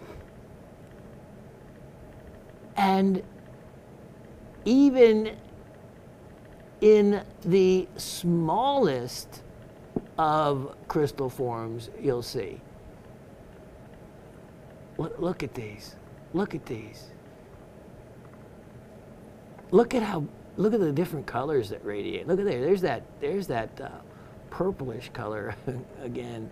I'm seeing. Look at all the different directions these crystals have formed in, and then look at the little. Well, if it was a paint job on a car, I'd call it a metallic flake paint. But that's kind of what it looks like on the surface. Look at these formations. Look at that, look at how beautiful that is. I am telling you what. And that's what I'm saying. I haven't really seen crystals with that unique, different kind of reflective surface on it very often. And I don't really know much except Moat Mountain, okay? Moat Mountain, and this is in your the information I'm providing you. The apparently Moat Mountain is the place for quartz crystals, and the Moat Mountain part that is middle Moat Mountain, I mean M-O-A-T, the middle Moat Mountain is the place that really has produced a lot of crystals, and that's where this particular specimen is from. It is from the middle Moat Mountain formation. Okay, now in determining exactly what this other mineral was, there's certain things you look for if you're going to call it a well, I want to say moonstone, give myself away, a feldspar. And hardness is one thing you check. The other is any kind of adularescence or reflection. And I can see right now off this one face, there is a reflection coming from the crystal. Then also I see that right down there. You don't get that with just quartz. No. And then you get also striations in the material, also telling you that it is not a quartz and is something else. Now, let me show you. There is, let's see. Let's look right over here in this area. All right. And look way down in there. And then look at how well formed that is. Look at these little tiny crystals. And it's the little, I guess the little unnoticed that I find sometimes the most attractive part of a specimen are the things that you have to be able to see with magnification. The little tiny details, the crystals that you wouldn't have normally spotted with just your eye. Those are the ones I like to find, the ones tucked way back into a pocket or into a dark little crevice. And all of a sudden there'll be an amazing little crystal formation back in there. That's a lot of fun. Now, look at that. This is a specimen that, if you are familiar with working with an ultrasonic or steamer, could potentially benefit by being cleaned up with a ultrasonic or steamer. But that is something that you do with a lot of care and a little bit of experience over time instead of just going in, so you know how much pressure some of this stuff can take. Let's look right over here.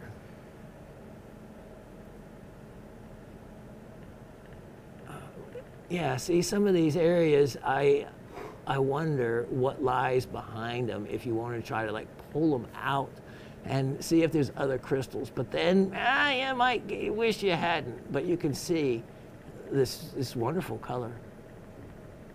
All right, I have an excellent value on this. And if you have not had or don't have a specimen from New Hampshire, this would certainly make a great piece to add to your collection. $77, only $77 on that. And wow, talk about unique and unusual from a place that you would normally not find anything or have anything from. New Hampshire, Moat Mountain. All right, I have to wrap a couple things up. I'll be right back. Okay, I am showing you a mineral that you don't have, that I have never offered before, because I had it added to the inventory we use, the inventory system, as a new mineral, so it would pull up. Now, I wonder how many of you, how close any of you would come if I would say this is a Moroccan Epidote and sphene. Yeah, we're going to look at sphenes. They're not sphenes. Specimen. What could those possibly be that are associated with it? Don't worry, though. I'm not going to make that a trivia question. Okay, what you are looking at through is a magnified camera lens that is looking into a 30 power magnification lens, not a 10 power, which is a standard jeweler's loupe. This is a 30 power lens. And we're taking you inside. Look at that. The only way these crystals are there is because this pocket has protected them from getting smushed, broken, a toothbrush taken to clean them, whatever. Okay, I'm going to tell you what they are, and then I'm going to take the first magnification away, and you'll still be able to see them. This crystal you're looking at, it is often found what looks like a cat got a hold of a ball of yarn, and they're often seen in kind of like a massive conglomeration of wire, of thin little crystals. Well, you know what else looks like that for a mineral specimen? Asbestos. But it's not asbestos, but it is, along its way, it is Biselite. Biselite, which belongs to the actinolite tremolite family. Once you get into the tremolite family, you're not too far away from being related to asbestos. But this is quite a very cool rarity now. Let me remove this and you'll get an idea of what you're looking at. As we show you, okay, let me get my pointer. Look it down in there. Look it down in that pocket. That is Biselite. Now, Biselite is commonly like a clearish, whitish, grayish color, or it can be a light greenish color, kind of like an actinolite type of color. But when it is in this color range, it will usually have that color from the presence of iron, and it is a less commonly seen color of Bissellite. Now that will be in your description, so it's Bissolite. And this makes for a really attractive and unusual specimen. Bissellite is a type of amphibole, and it is a, again, belongs to the series of actinolite, tremolite, into asbestos, but it is its own mineral in itself. Now, this is a Moroccan Epidote piece, and here's the other cool thing about this particular specimen. There are sphene crystals all over it, all over it. You need to get some magnification out. We'll pull out and show you the specimen as a large, as the size that it is. And then we'll show you exactly what we're, look at how big these epidotes are. These are some beautiful crystals. And I know I can hold it like this because the Biselite is protected down in any of the pockets. You don't want to go taking a something like this and probing down in there. You don't want to damage anything, but you can certainly hold it like this. Now, as we come back in on this, you can see how large this is. There, we were looking for some of the Biselite earlier, couldn't find it for anything. Now I'll probably see it all over the place. Look at the quality of these epidotes, beautiful. Okay, so the other part of the hunt in looking around on this, and that's part of the fun. That's why I say you truly can get out your rocks and minerals and play with them. Yeah, you know, it is that much fun. There is sphene crystals to be found, and Dave was working with me earlier as we were hunting them down. And what you're looking for is, well, you know the shape of a sphene crystal. It'll have those sharp edges to it. And I found them to be a yellowish color. So, okay, when you see something that's yellowish, maybe like right there, let's take a look.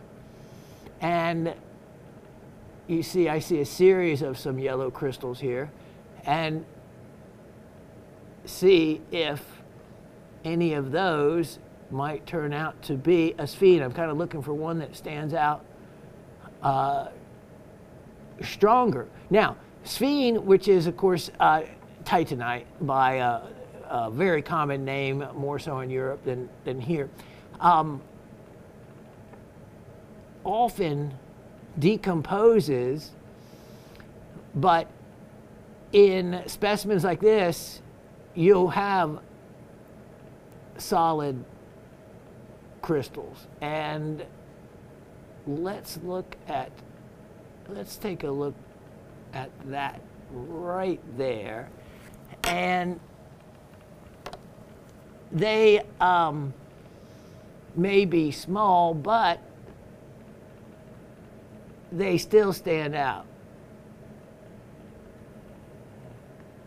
And it might take some time as you hold it and go over it to be able to find them. But they're there when you do. And in this particular case, I found them to be yellow.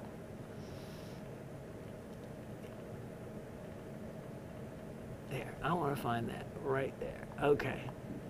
There is one right there to give you an idea. So you see the yellow crystal right in the middle. I'm trying to get the light to reflect off of it so you can get a better feel for it. But that certainly stands out and shows it.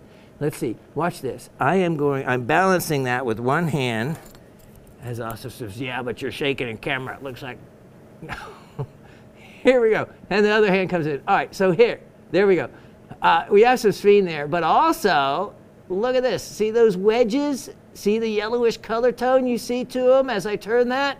You see that little wedge, sharp edge formation right there? That's a sphene.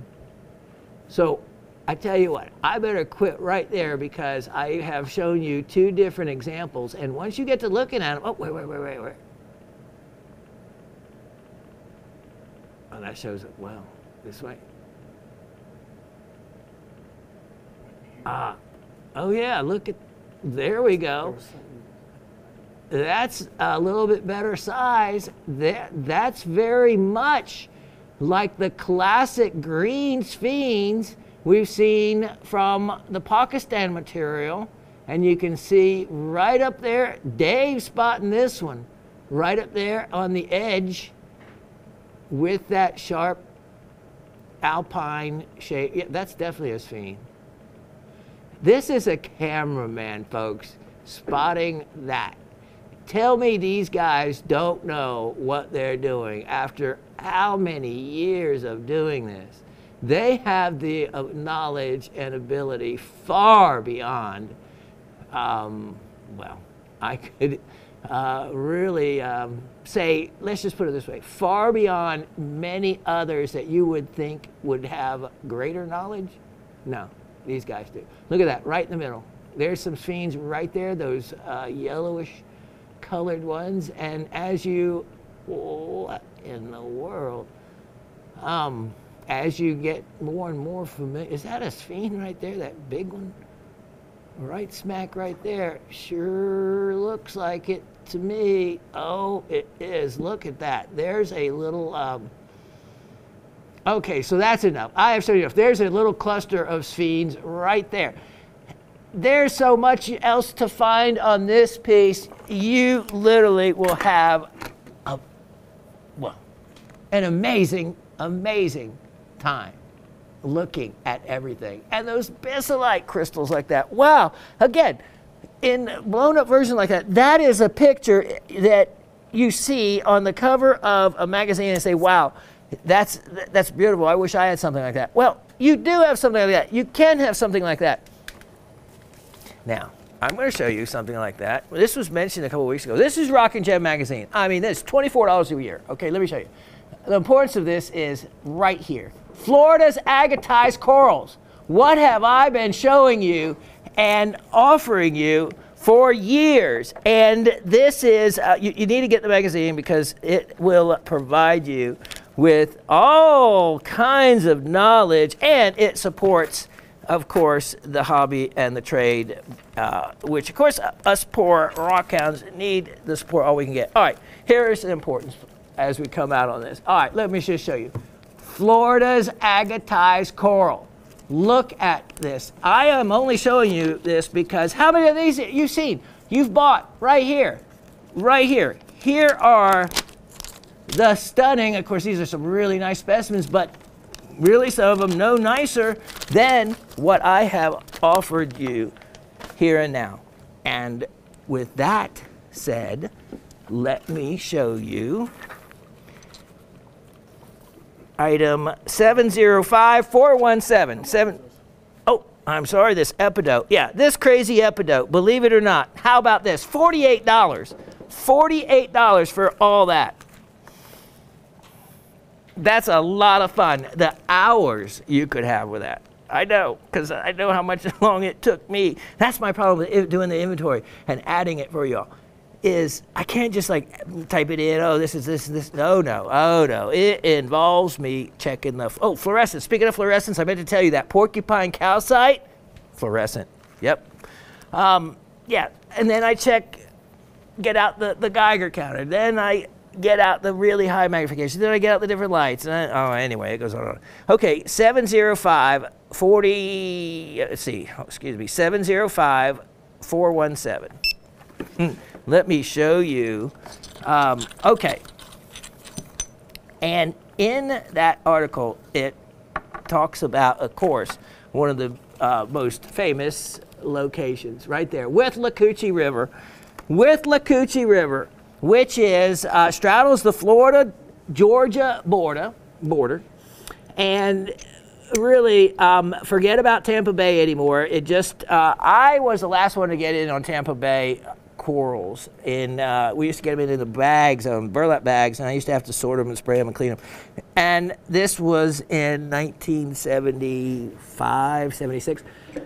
No more, Ballast Point, yeah, forget it. So with Lacoochee's a place to go. And these came from a friend of mine, John, and he's passed away since then, but he had grandfathered in special rights to, you have to be permitted and everything because this is a river system and a delicate river system. And the coral, of course, 35 million years ago was growing and living underneath the ocean. Well, over time, water recedes, the coral is higher up, and over time, then silica, it gets covered with sand, just like islands are created, you know, out there, you see a little island, you know, then you have one palm tree and whatnot. Well, as sand covered over the coral heads, then the silica from the sand precipitated through, and a slow process, but it happens, and it converts the coral, replacing its cellular structure. And that's why you can have very, looks just like live coral on the exterior of some of these. Okay, look at this piece. So he dives, and he has like a pontoon boat, diving boat, and then he finds even something like this. You saw it, you don't think it's much, you saw it open, boom, look at this. This is chalcedony. When it's this beautiful clear material, it's chalcedony, and almost always will fluoresce a wonderful chartreuse color. Then look at this beautiful, you'll get a druzy. Look at the blue color over the surface of it. Look at the mix of colors on this one. So you saw them open, you put them on the flat lap, and you polish them. Now you can always tell how they line up by the formations on them, and sometimes the width of the saw blade will distract you a little bit from that. But these also, I had 14 aquariums, 7 saltwater, 7 freshwater. They work great in putting in an aquarium because, of course, they look natural. It looks like coral. Fish absolutely love them. Look at that open area right there. And they can be cleaned back up afterwards if you get a grime on them. Look at that back in here. All right, here is a excellent price opportunity on the pair of these. You know, and like these, I don't think I've ever shown them before. I have some stunning coral. These are 25 to 35 million years old, and wow, do I have an opportunity on these. Let's make these for you. Well, let's definitely sell them. Let's make them for the pair. I'm talking about both. $38. $38. And to be polished and split and everything it took. Wow. You know, okay. Now, let me show you. This is item number 704817. 704817. Get in on these. Read that article. If that article doesn't give you the fever, I actually read the entire thing, and growing up in Florida, I could relate to a lot of it. It was pretty interesting as far as Tampa Bay goes. And this is the coral now. This is the coral you got to have. Look at this. And it talked about people feeling in the mud with their feet for the corals, and then who knows, most of the time pulling up just a rock. But many people would not have any idea that within side of that, look at that. Tell me that doesn't look like the picture I just quickly showed you inside that magazine with the beautiful multicolors. Look at that. You can create stunning night lights with these. Light passes through, of course, that very easily. And look, this makes it like its own little garden, like its own little shadow box. Look at the colors in that. Look at that. That is a stunning piece of coral. $38. $38.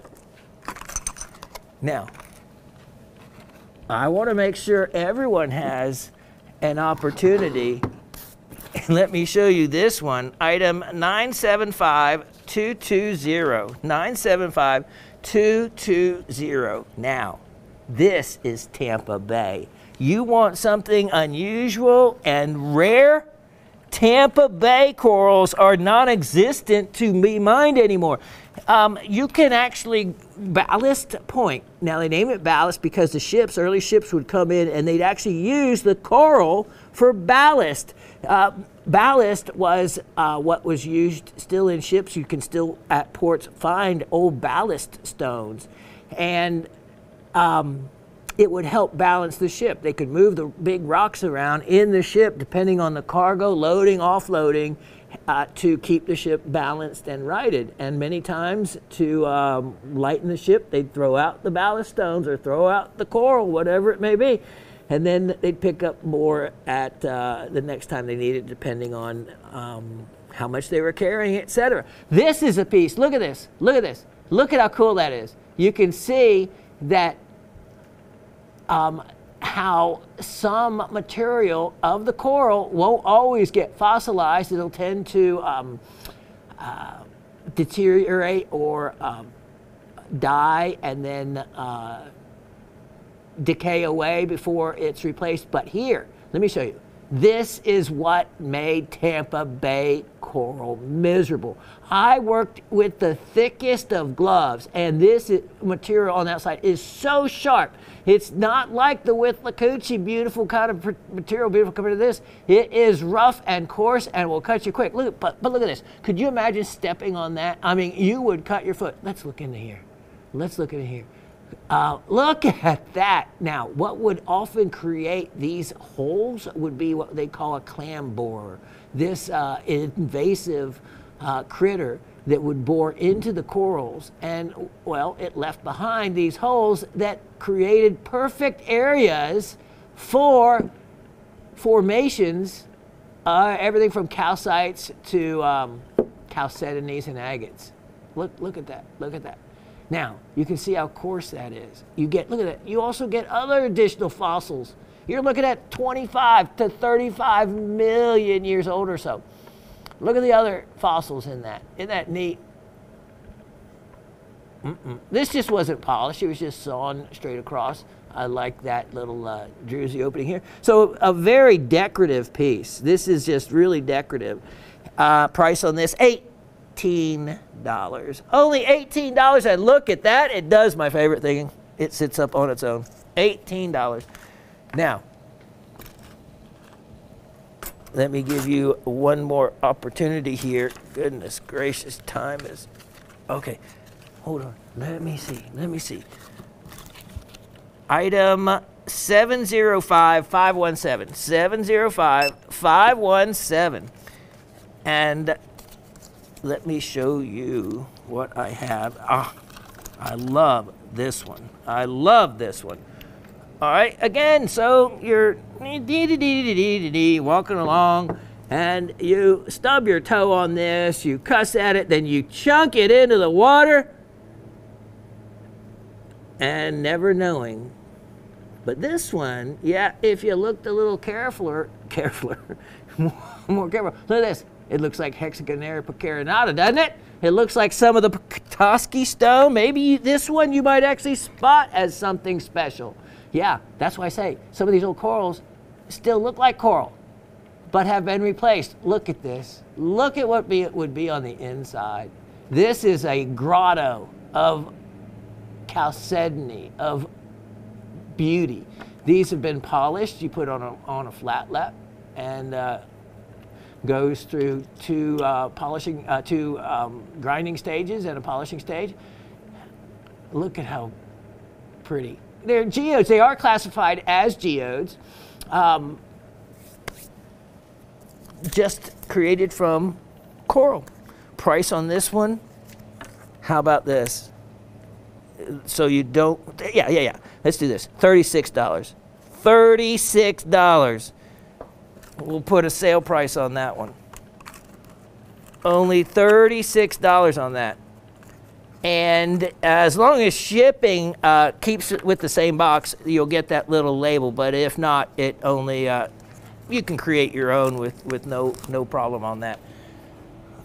All right, now, let me keep going here because there are some things I want to try to get to. And one of them is, oh yeah, let me show you one more. 106 3222. 106 3222.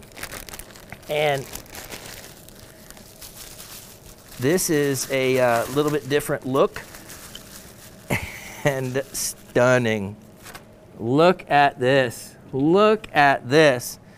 There is a starry night sky. Look at that polish on it, and then look on the outside. See how I mean? I mean, that looks like a coral head.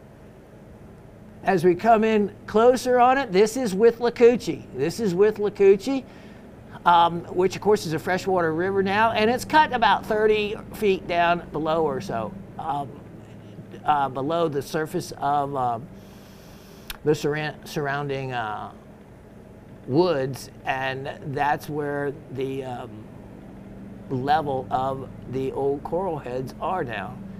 And there's been some stunning. I have one in my front yard that weighs probably over 100 pounds and is about 2 feet across. The entire thing is open. It's a stunning piece, but it's so big. It's in our rock garden, and it should be or could be in a museum. People have no idea what they're really looking at when they just walk on by, and we just kind of grin and knowing we know. Look at this. Look at this. Dripping, beautiful formations in this piece. Price on this guy, can you believe it? $24. Only $24. Okay. Now, so much other things I got to get to really quick. So let me tuck these away to the side. Okay, I wanted to show you these last week. If I miss out, I'll really have to kick myself. 106-3122. 106-3122. I'm getting ready to show you. I bought the entire collection of everything I had fit into. Let me show you. You can see roughly what was written here. Inside this, see this size box that it comes in, you know how deep it is. It's only a couple inches deep. These are, you see that? Mahogany chalcedony. Let me show you. I took everything that the dealer offered that year, and there weren't any. Now, the blue chalcedony, I had some bigger pieces. You know that. I think Miss Gabby was able to get one of those at one time. But for the mahogany chalcedony, there were no big ones. This is along the lines of the biggest that was available. I'm going to be showcasing 2 of these pieces. This is one of them. Look at this. Let me wipe that off. You can see it has a true maroon color. That is what the local Indian dealers call this material. And there, look at this. As you come in, you can see just how tremendous. It has a beautiful kind of maroonish color. Then you look for the details. Let me get my pointer out because you will see that there's still bites. Let's go in on this. Okay, so you see crystals like that. For one, all this is on a quartz base, okay? Then you can spot the still bites because they are going to be the crystals that usually will reflect light a little bit and will be flat. The green, Selenite. Yep, you'll know what the green is. Look at, as we turn this around, we have chlorite, green chlorite. And, okay, here we go. See these little reflective areas? Now, some will be quartz crystals. The quartz crystals aren't shiny. The ones that are shiny and clear, like that one right there, that's a stilbite crystal. And with magnification, you'll be able to spot them. Will take you long at all. There we go. See that one reflecting right back there? That will be a stilbite crystal. Well, let's make it easy. Look at this large crystal right there that's reflecting. That is a big stilbite. And they're mixed throughout. Look at the delicacy to this piece. And you wonder, wow, how did nature create that? I mean, what did the pocket look like? How did they get it out? I don't know. But this is, it's not heavy, of course. It's kind of just light. It's almost reminds me of something Dave's mom makes. Haystacks, except, which is like a caramel-coated pretzel. And they look kind of like this, don't they, Dave? Haystacks are way better. Look at, so you can see all these other crystals off of this. All right, price on this, because I want to have the time to show you one other one. Only $77. Only $77. And I can't tell you how rare and unusual these are. Look at the size of that. Look at the size of that. Now, one other one. The price, it's not going to be a difference. It's still going to be on this one a $77 price. Let's take a look and see. Oh yes. Oh yes. Look at this. A little bit different look altogether. Okay, so we have the 2. There's both the sides of them. Okay, so I'm just going to put this one away for a moment. Look at this. Let's zoom in right there. That is a snowfield of quartz crystals. Look at those. Look at those. Oh, how cool is that? I love that stuff. And then again, same thing. Flat crystals.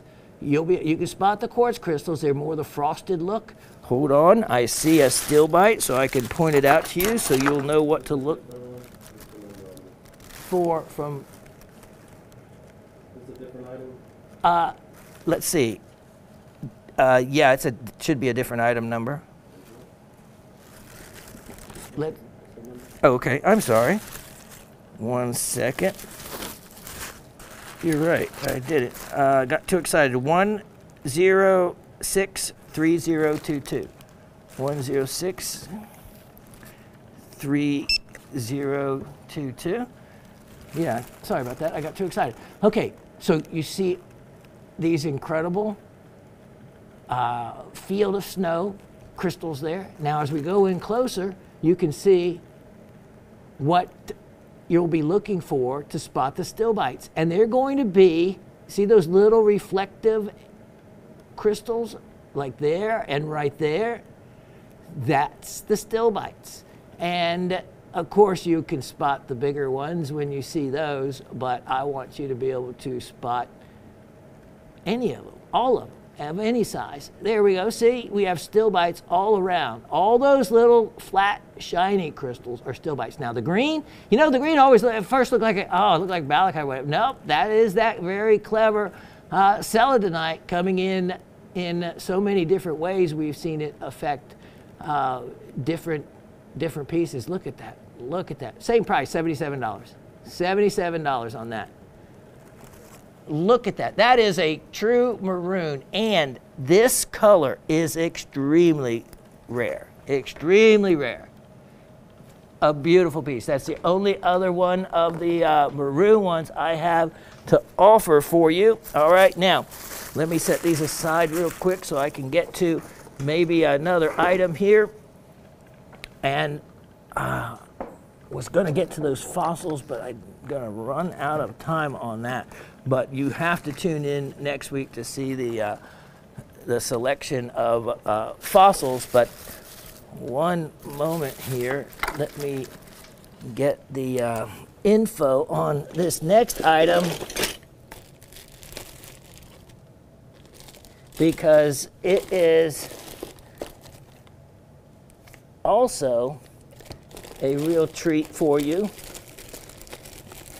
And of course, without my helper here, oh, wait, where is, hold on, here.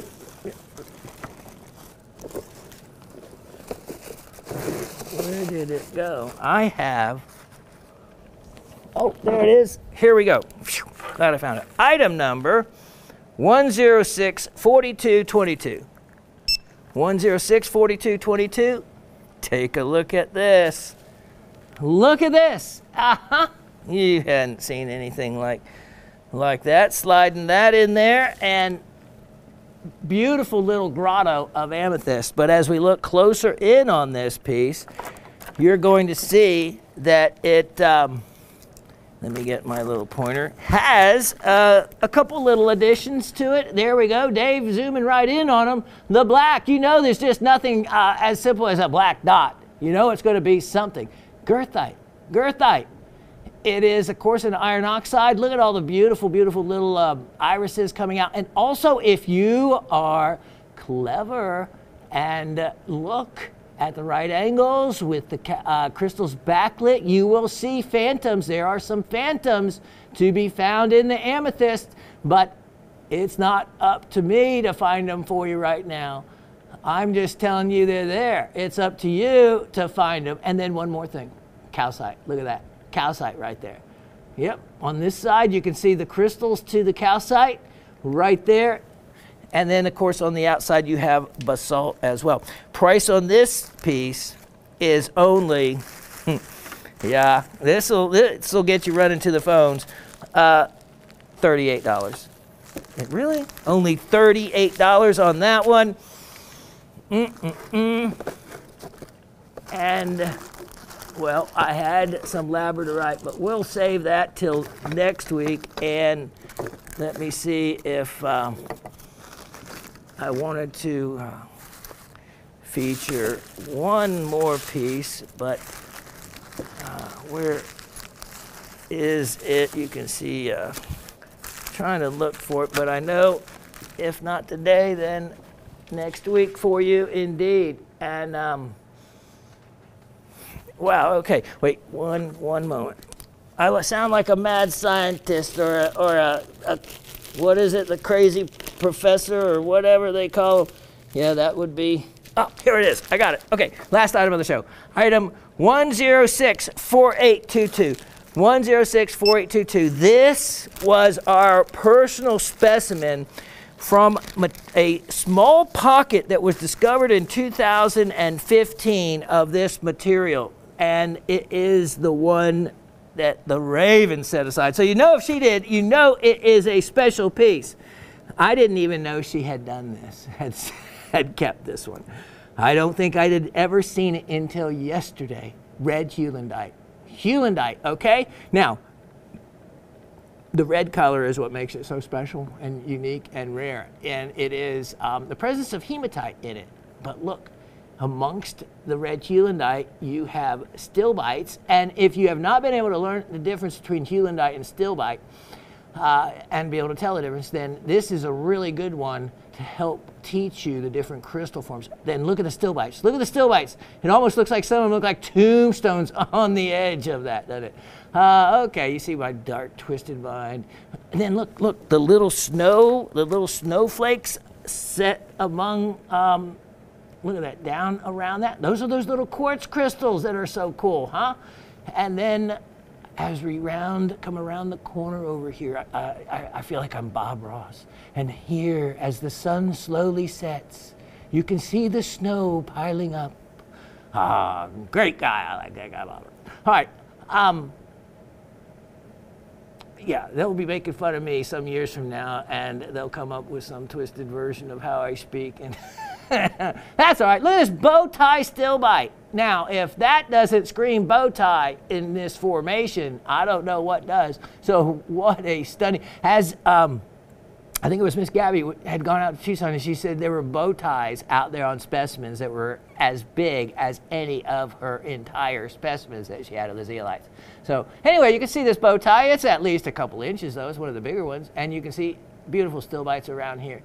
And just a really unique formation, because look at this. As we come away from this, you can see that at this angle, in this look, that's a beautiful, neat look. You see stilbites here, bow ties there. But wow, talk about a two-faced specimen. That certainly has exactly a two-faced look, and it sits perfectly for either one of those. What a combination. I see some Selenite probably in there as well. Price on this, very, very, very unique piece. Let's do it for only, seems to be the price on these at the moment, $77. Only $77. That's a huge look for the money. Last item of the show it was. So much more I didn't do, but we'll be right back with a trivia question. All right, well, it is that time. It is time for trivia. And I hope you guys have enjoyed this show. I mean, I guess you enjoyed it just if I showed up, yeah. Thank you so much for your kind and supportive comments, and even Miss Ursula saying that I always be there to support me. And I don't know, that helps. Right now, I kind of need to hear supportive words. Yeah. So I appreciate that. Now, unfortunately for me, the heat and the South, I don't know. As much as I want to get in the woods and get to digging up the gold, it's gonna hopefully it'll work out to where I can do it in the fall, because it takes effort. No one said that mining is easy. A couple of sticks of dynamite would help a little bit, though. But I didn't say that. No. I'm going to get that gold, even if I have to have Dave dig it up. Okay. Just like the fossils, just like my friend John,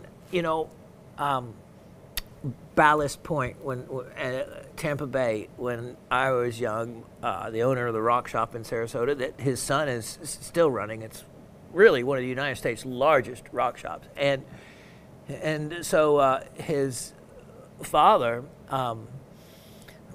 had the most amazing connections. And so I saw then the importance of having the right connections to where, it went from the miner to the rock shop owner and then retail to me, to the public. And boy, there usually are so many other steps in between. Well,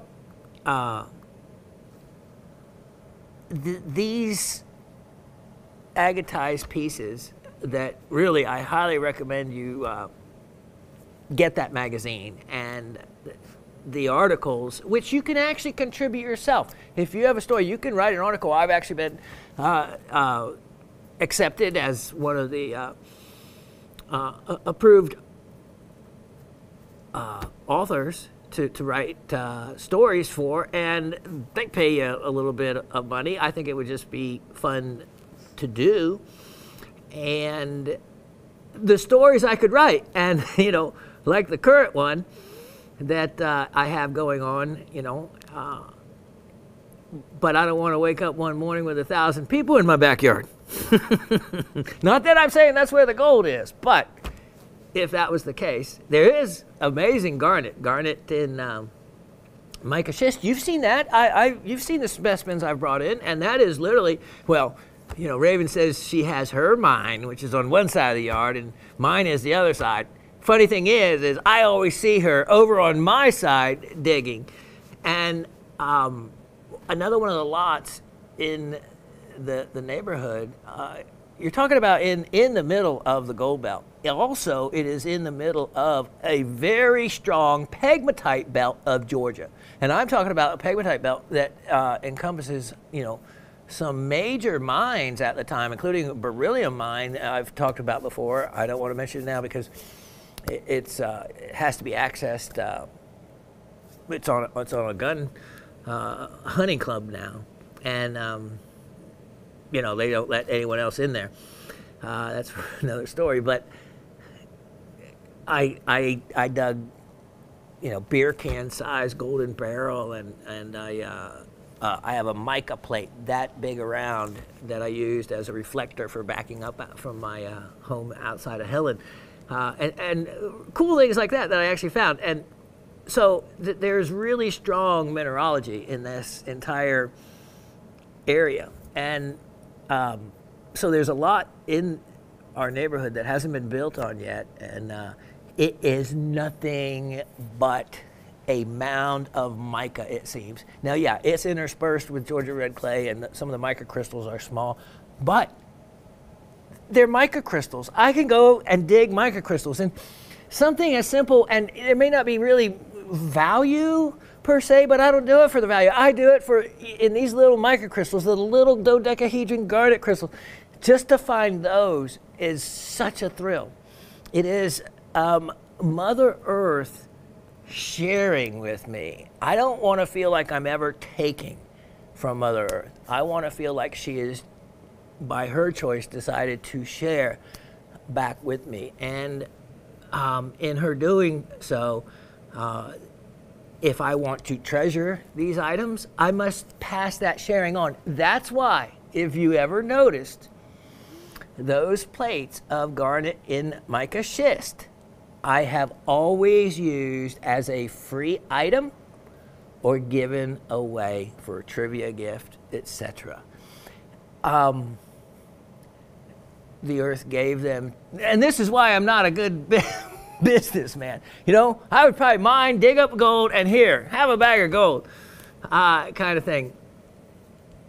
It's the earth gave these items to me, and I am passing them forward as a gift for others to be enjoyed. I don't know. It's just in my head. And besides, it's my birthstone garnet, and so that's just passing on a little bit of my legacy through part of my collection, my birthstone collection, and then of course I have the Made in America collection, and today's special in that was the New Hampshire Smoky Quartz from Moat Mountain. Look it up. Look up Moat Mountain. Look up the history and what Moat Mountain has to offer in smoky quartz crystals. Wow, what a great place. I like to go digging around up there. Okay, so anyway, next week, you remember these from the formation that's similar to the Green River Formation in Wyoming, except this is almost twice as old. And instead of it being fish fossils like the Nitia, these are insect fossils, which are a lot more rare. So I have an incredible sales opportunity on those coming up next week. They're even going to be included with stands. Oh yeah, Shawn's stepping out. No cheapskate there. Gonna get stands with them even. Okay, ready? Now, with the trivia, you've watched the show, right?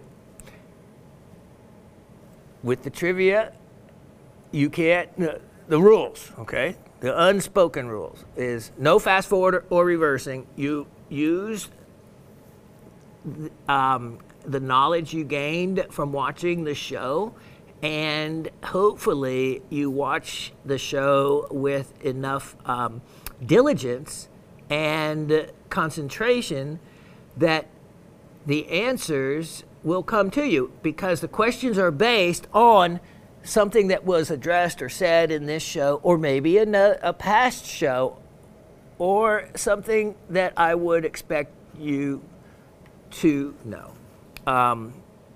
Okay, so ready, set? You can use your notes you've written down or past notes, that kind of thing. And all right, question number 1. Which some of these I think are easy, but I guess, you know, in my mind, everything being relative, and maybe they're not so easy. So, all right, question 1. What is an alternate name for sphene? Okay? And I don't want the chemical formula or anything like that. Just an alternate name that has been, it could be actually a name that is the more recognized name, or the more scientific name that is accepted, or whatnot. But anyway, an alternate name for sphene. Question number 2. Name 3 locations that I mentioned in this show where rhodochrosite has been mined. Now, not any 3, because over the period of time, I've mentioned other locations. There's a number of locations in this show. Name the 3 locations I mentioned. And, you know, remember, the idea is to encourage you from the beginning of the show to concentrate and listen. Of course, if you're too busy trying to call up the phone and beat the next guy to the item, then it defeats the purpose if you're not listening and paying attention. So the idea is to get you to listen, pay attention, and then lock in that information so that you can call it back up at any given time. All right. So, what is an alternate name for sphene? Question number 2, name 3 locations that I mentioned in this show that rhodochrosite has been found in. All right, good luck to all of you. Difficult week at different days, but today woke up feeling good. So, you know, I can only take it one day at a time, and I appreciate your support, which has come at a rate much greater than one day at a time. Your support has come for years, and I can't thank you truly enough for that support. it's like the support I've gotten from my team, Asif, David, Kevin, the other Shawn. It's a very small group, but the support makes it feel like it's a very large group. And none of us, though, would be here if it weren't for the largest and best group of all, and that's all of you. So from all of us to all of you, many thanks, lots of love, and may you continue to have the passion for the rocks and minerals and share it with others that you feel in your heart. And I know it's genuine. And remember, step on Mother Earth, not just concrete all week long. Make sure, maybe it's okay just to step off that path once or twice and feel truly grounded. Mother Earth will give you that. Take care, all of you, and I will be back a week from, well, next Monday, and I am looking forward to being with all of you again. It can't come soon enough. God bless. Take care.